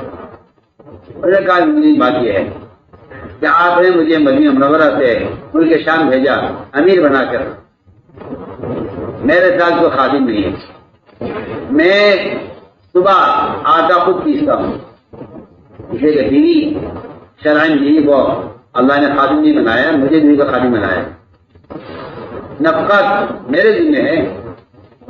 نفقے کا دن مطلب یہ نہیں ہے کہ میں اس کو پیسے دوں، نفقے کا مطلب یہ ہے کہ اس کو کھلانا کھانے کا انتظام کرنا میرے ذمہ ہے، بیوی کے ذمہ نہیں ہے۔ وہ خادمہ نہیں ہے، اللہ نے خادم مجھے بنایا، وہ خادمہ نہیں ہے۔ شرعن اگر وہ خدمت کرتی تو اس کا احسان ہے، ورنہ شرعن میں اس سے کو کھانا پکا مجھے شریک کی نہیں ہے۔ وہ خانمہ ہے، خادمہ نہیں ہے۔ کیا ہے؟ خانمہ ہے تو گھر کی زینت ہے، وہ تو گھر کی رونق ہے، خانمہ ہے، وہ خادمہ نہیں ہے۔ اس لیے میں صبح اٹھتا ہوں اور جو پیستا ہوں، آٹا پیسنے کے بعد خود کو گھومتا ہوں، خود پھر اس کے خمیر ہونے کا انتظار کرتا ہوں۔ جب آٹا پھٹ جاتا ہے، خمیر ہو جاتا ہے، آٹا روٹی کے لیے تیار ہو جاتا ہے، تو میں روٹی کو خود بناتا ہوں، اپنی روٹی لے کر آ کر اس کو کھلا کر پھر میں باہر آتا ہوں۔ اس سے کہ میری بیوی کو ان سے ذمہ داری ہے، اور میرے پاس تو خالی ہمیں مجھے دیا نہیں ہے کہ میں اس سے خدمت کروں، اس میں دل تاخیر ہوتی نہیں۔ میں کہ بے شک اللہ نے میرے گمان کی لاج رکھ کر اس کی ایک پہلی غلطی کو اس کی خوبی تبدیل کر دیا۔ فرمایا یہ تو ٹھیک ہے، لیکن تم رات کو دروازہ بند کر لیتے ہو تو سنتے نہیں کسی کی، میں جا کے لوگ پریشان ہوتے ہیں تو ان سے نکل آ جاتا ہے۔ فرمایا کیا عظیم بات یہ ہے کہ میں ان سے کہا ہوا ہے کہ دن سارا تمہارے لیے ہے، میں تمہارے دن میں جو بھی تمہارا تقاضا ہے پورا کروں گا، لیکن رات میری حاجت کے لیے ہے۔ میں دروازہ بند کر لیتا ہوں، اور دروازہ بند کر کے میں اللہ کے ساتھ فنا ہو جاتا ہوں۔ سر میں نہیں چاہتا کہ اللہ کو چھوڑ کر کسی اور کی طرف متوجہ ہوں، یہ میرا ہر رات کا معمول ہے۔ میں اے اللہ تیرا شکر ہے کہ تم نے اس کی اس غلطی کو بھی، اس خوبی کو، اس خرابی کو بھی تمہیں خوبی میں تبدیل کر دیا۔ اے مومنین، یہ شکایت میری کر رہے ہیں کہ میں اچانک بے ہوش ہو جاتا ہوں۔ ایسی بات یہ ہے کہ میں ایک صحابی کو قتل کرنے میں مشرکین کے ساتھ شریک تھا، جب میں ایمان نہیں لایا تھا، اس زمانے کی بات ہے۔ میں جب خیال کرتا ہوں کہ اللہ تعالیٰ مجھ سے سوال کریں گے کہ تم نے فلاں صحابی کے ساتھ قتل کیوں کیا، میں اس غم سے بے ہوش ہو جاتا ہوں کہ اللہ کو کیا جواب دوں گا، حالانکہ ان کے زمانے جاہلیت کا، جبکہ حدیث میں ہے کہ اسلام اپنے سے پہلے کے سارے گناہوں کو، ساری غلطیوں کو معاف کرا دیتا ہے۔ میں اس فکر میں غم سے بے ہوش ہو جاتا ہوں کہ اللہ مجھ سے سوال کریں گے کہ تم نے اس صحابی کو قتل کیوں کیا۔ وہی ہوتی بات کہ میں ایک بھی چھٹی کر دیتا ہوں، ملتا نہیں ہوں۔ میں مدینہ منورہ سے ایک کرتا لے کر چلا تھا، اور یہ ایک کرتا اونی کرتا ہے، اس کو میں مہینے میں ایک مرتبہ دھوتا ہوں، پھر اس کے سوکھنے کا انتظار کرتا ہوں، پھر یہ سخت ہو جاتا ہے چھوٹ کر، تو میں اس کو رگڑ کر اس کو پہننے کے قابل نرم بناتا ہوں، اس کرتے کو پہن کر باہر آ سکتا ہوں۔ مجھے مہینے میں ایک دن چاہیے ہوتا ہے اپنا کرتا میرے پاس، اس کے علاوہ کوئی بات نہیں۔ یہ گورنر صاحب ہیں، یہ گورنر، میں نے عرض کیا کہ گمان ایسی دعوت، اس لیے ہماری آپ کی یہ درخواست کہ اللہ کے لیے اس غلط حرکت سے اور اس غلط طریقے سے بات کو گنجائش، کیونکہ اپنے عمرہ کی اطاعت اور اپنے عمرہ کے ساتھ رہنا اور ان کا معاون ہر حال میں، اگر یہ فیصلے ہماری رائے کے خلاف ہوتا ہوا کرے کیا بات ہے؟ میں اپنی رائے کا کوئی ذمہ دار تھوڑے ہی اپنی رائے لے کے فارغ ہو گیا ہوں، میں ذمہ دار ہوں اس کا کہ جو میرے رائے کی اس پر عمل ہو۔ لوگ اپنی رائے پر اڑنے کی وجہ سے اپنے عمرات کے مخالف ہو جاتے ہیں، اپنے عمرہ کے خلاف ذہن بناتے ہیں۔ اپنی رائے کا اصرار کبھی بھی کسی کو اپنے محمیر کے ساتھ قائم رہنے نہیں دے گا، میں آپ سے کھل کر عرض کر رہا ہوں، یہ پوری دنیا کا اصول ہے۔ جو بھی رائے پر اصرار کرے گا، میں کہتا ہوں کہ وہ نبی کے ساتھ نہیں رہ سکتا، بعض لوگوں کے ساتھ کیسے رہ لے گا؟ میں آپ کو کھل کر کہہ رہا ہوں، جو آدمی رائے پر اصرار کرے گا وہ تو نبی کے ساتھ نہیں رہ سکتا، بعد کے عمرہ کے ساتھ کیسے رہ لے گا؟ وہ پھر رائے پر رائے پر اصرار کرنا اتنا معیوب ہے، اور رائے پر اصرار کرنا اتنا گندا کام ہے، اتنا گندا کام ہے، اس لیے کہ اصرار صرف حق پر ہو سکتا ہے اور اصرار صرف کفر کا انکار ہو سکتا ہے، اس کے علاوہ اصرار کی کہیں گنجائش نہیں۔ کیا میرا بھی اصرار کریں ہماری رائے کوئی ہے؟ لوگ شکایت کرتے ہیں ہمارا انسان یہ بات نہیں مانتے، یہ تمہارا انسان تمہارے غلام ہے، تمہارے خادم ہیں، کیا ہے تمہارے میں سوال کرتا ہوں سب کو، آپ کہتے ہیں ہمارا نصاب بات نہیں سنتے ہماری، یہ تمہارا امیر ہے، تمہارا خادم ہے، کون نہیں؟ میرے نزدیک یہ خیال ہی باطل خیال ہے کہ ہمارا امیر ہماری بات نہیں سنتا۔ میں چاہتا کر رہا ہوں کہ اس سے آواز آنا چاہیے سب کو، اس لیے میرے دوستوں عزیزوں، ساری مذہبیں، ساری غیر نصرتیں وہ اجتماعیت کے ساتھ ہیں، اور اجتماعیت کے لیے میں کہہ رہا ہوں کہ بنیادی چیز یہ گمان کا ضرورت ہے، اور اس گمان کو بگاڑنے کے لیے یہ شیطان اس کام میں لگا ہوا ہے مسلسل، یہ مومن قوم جو سب گمان کے، اس لیے ہم رات کو بنیادی بات رکھتے ہیں کہ ہر حال میں آپس کی اجتماعیت، آپس کی محبتیں، اور ایک دوسرے کی بات کی اچھی تعویذ، اور ایک دوسرے کے عیوب کو چھپانا۔ میں صاف کرتا ہوں لا تزکوا انفسکم، اس کو تو قرآن نے فیصلہ کر دیا ہے کہ کوئی، بلکہ حدیث میں کلکم خطاؤ، حدیث میں لا تزکوا انفسکم، حدیث میں ہے کلکم خطاؤ، دونوں آیتوں کا روایتوں کا مطلب ہی یہی ہے کہ کوئی آدمی نہیں کہہ سکتا کہ میں گناہ سے پاک ہوں، اور کوئی یہ نہیں کہہ سکتا کہ میری خطا نہیں ہے، کوئی نہیں۔ قرآن تم لوگوں کو خطا ہوں، تم سب کے سب خطا ہوں۔ اس لیے میرے دوستوں عزیزوں، گمان درست کرو، اور میں صاحب کہتا ہوں کہ گمان کا تعلق ایمان سے ہے، اور ایمان کا اللہ کے ساتھ گمان ٹھیک ہونا یہی ایمان کا کمال ہے، یہی ایمان کا کمال ہے، یہی گمان ہے، یہی ایمان ہے، میں الگ چیزیں نہیں ہے۔ جو اللہ سے بدگمان ہو سکتا ہے، منافق ہو سکتا ہے، اس سے کہ ایمان سے خالی ہے۔ مومن اللہ کے ساتھ کیونکہ اللہ پر ایمان رکھتا ہے، جیسا ایمان ہوگا ویسا گمان ہوگا، اور جس طرح اس راستے میں نکل کے محنت ہوگی ویسا ایمان ہوگا، اس لیے کہ ایمان دعوت پر موقوف ہے، اور گمان کا صحیح ہونا ایمان پر موقوف ہے، ایمان کا کمال دعوت پر موقوف ہے، ایمان کا کمال دعوت پر موقوف ہے، اور گمان کا درست ہونا ایمان پر موقوف ہے، جیسا ایمان ویسا گمان، اور جیسی دعوت ویسا ایمان۔ اس لیے پورا مجلس تعاون کرے کہ انشاءاللہ ہمیں اس میدان میں، اس کام میں اس مزاج کے ساتھ چلنا ہے۔ اصل بات اور یہ سب باتیں کہ ان ساری گھاٹیوں کو اور ان ساری ناگواریوں کو وہی پار کر سکتا ہے جس آدمی کے اندر اس میں موت تک صبر کرنے کا عزم ہو، صبر کرنے کے عزم۔ آپ صلی اللہ علیہ وسلم نے صاف فرما دیا تھا ابو ذر غفاری سے کہ ابو ذر تمہیں ناگواریوں کو برداشت کرتے کرتے کرتے کرتے ہمیں سے آخر ہو جو پروسیس پر ان ناگواریوں کے ساتھ ملنا ہوگا۔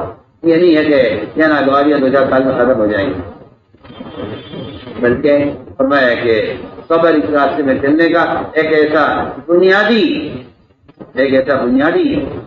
ذریعہ ہے جس کے بغیر آدمی اس میدان میں چل ہی نہیں سکتا۔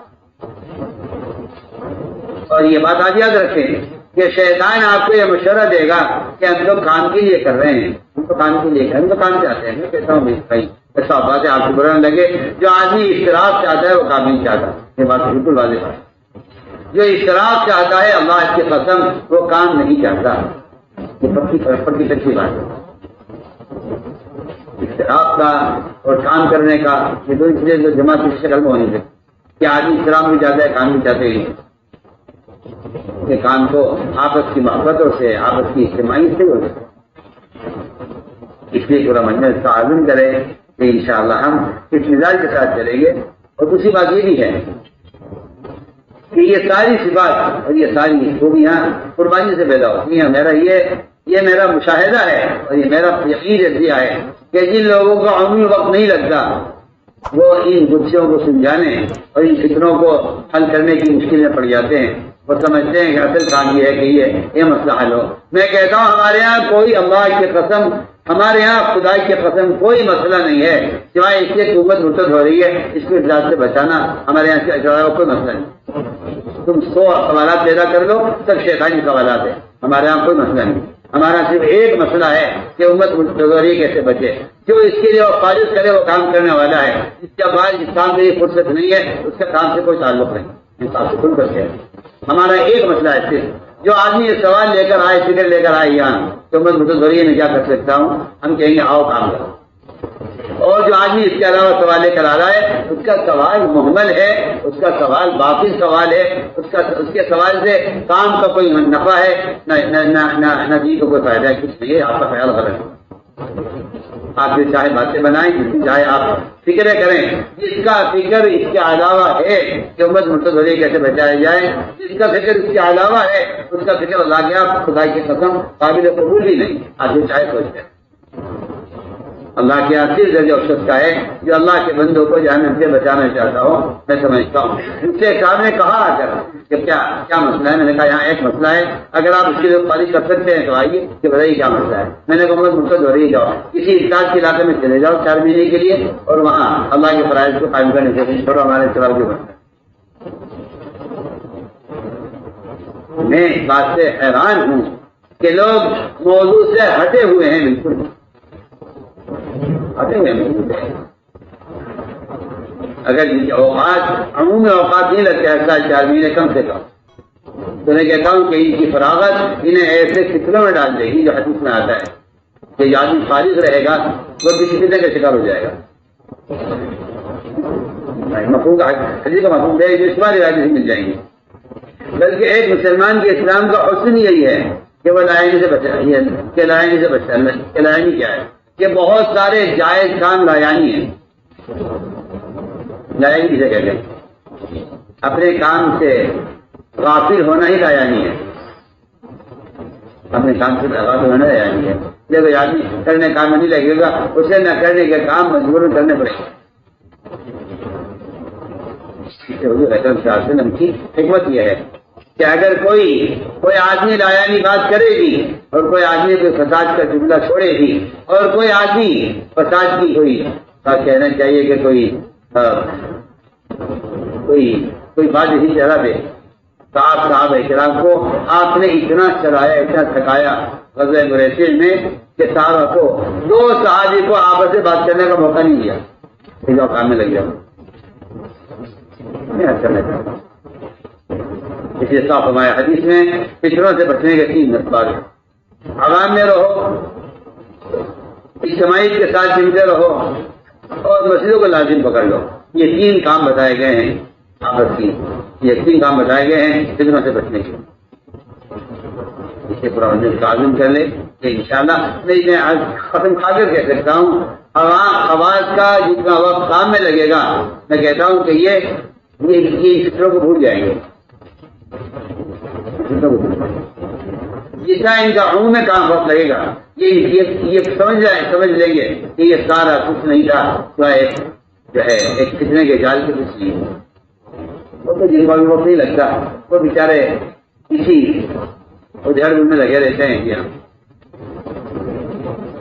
یہ پورا مجمع کا پرانے جتنا عمومی کام میں مشغول رہیں گے اتنا فطرت سے محفوظ رہیں آپ فیصلہ کر لیں کہ انشاءاللہ ہر سال 4 مہینے یا ہر سال 6 مہینے پر اس ترتیب پر پورا مجمع اس کو قائم رہے۔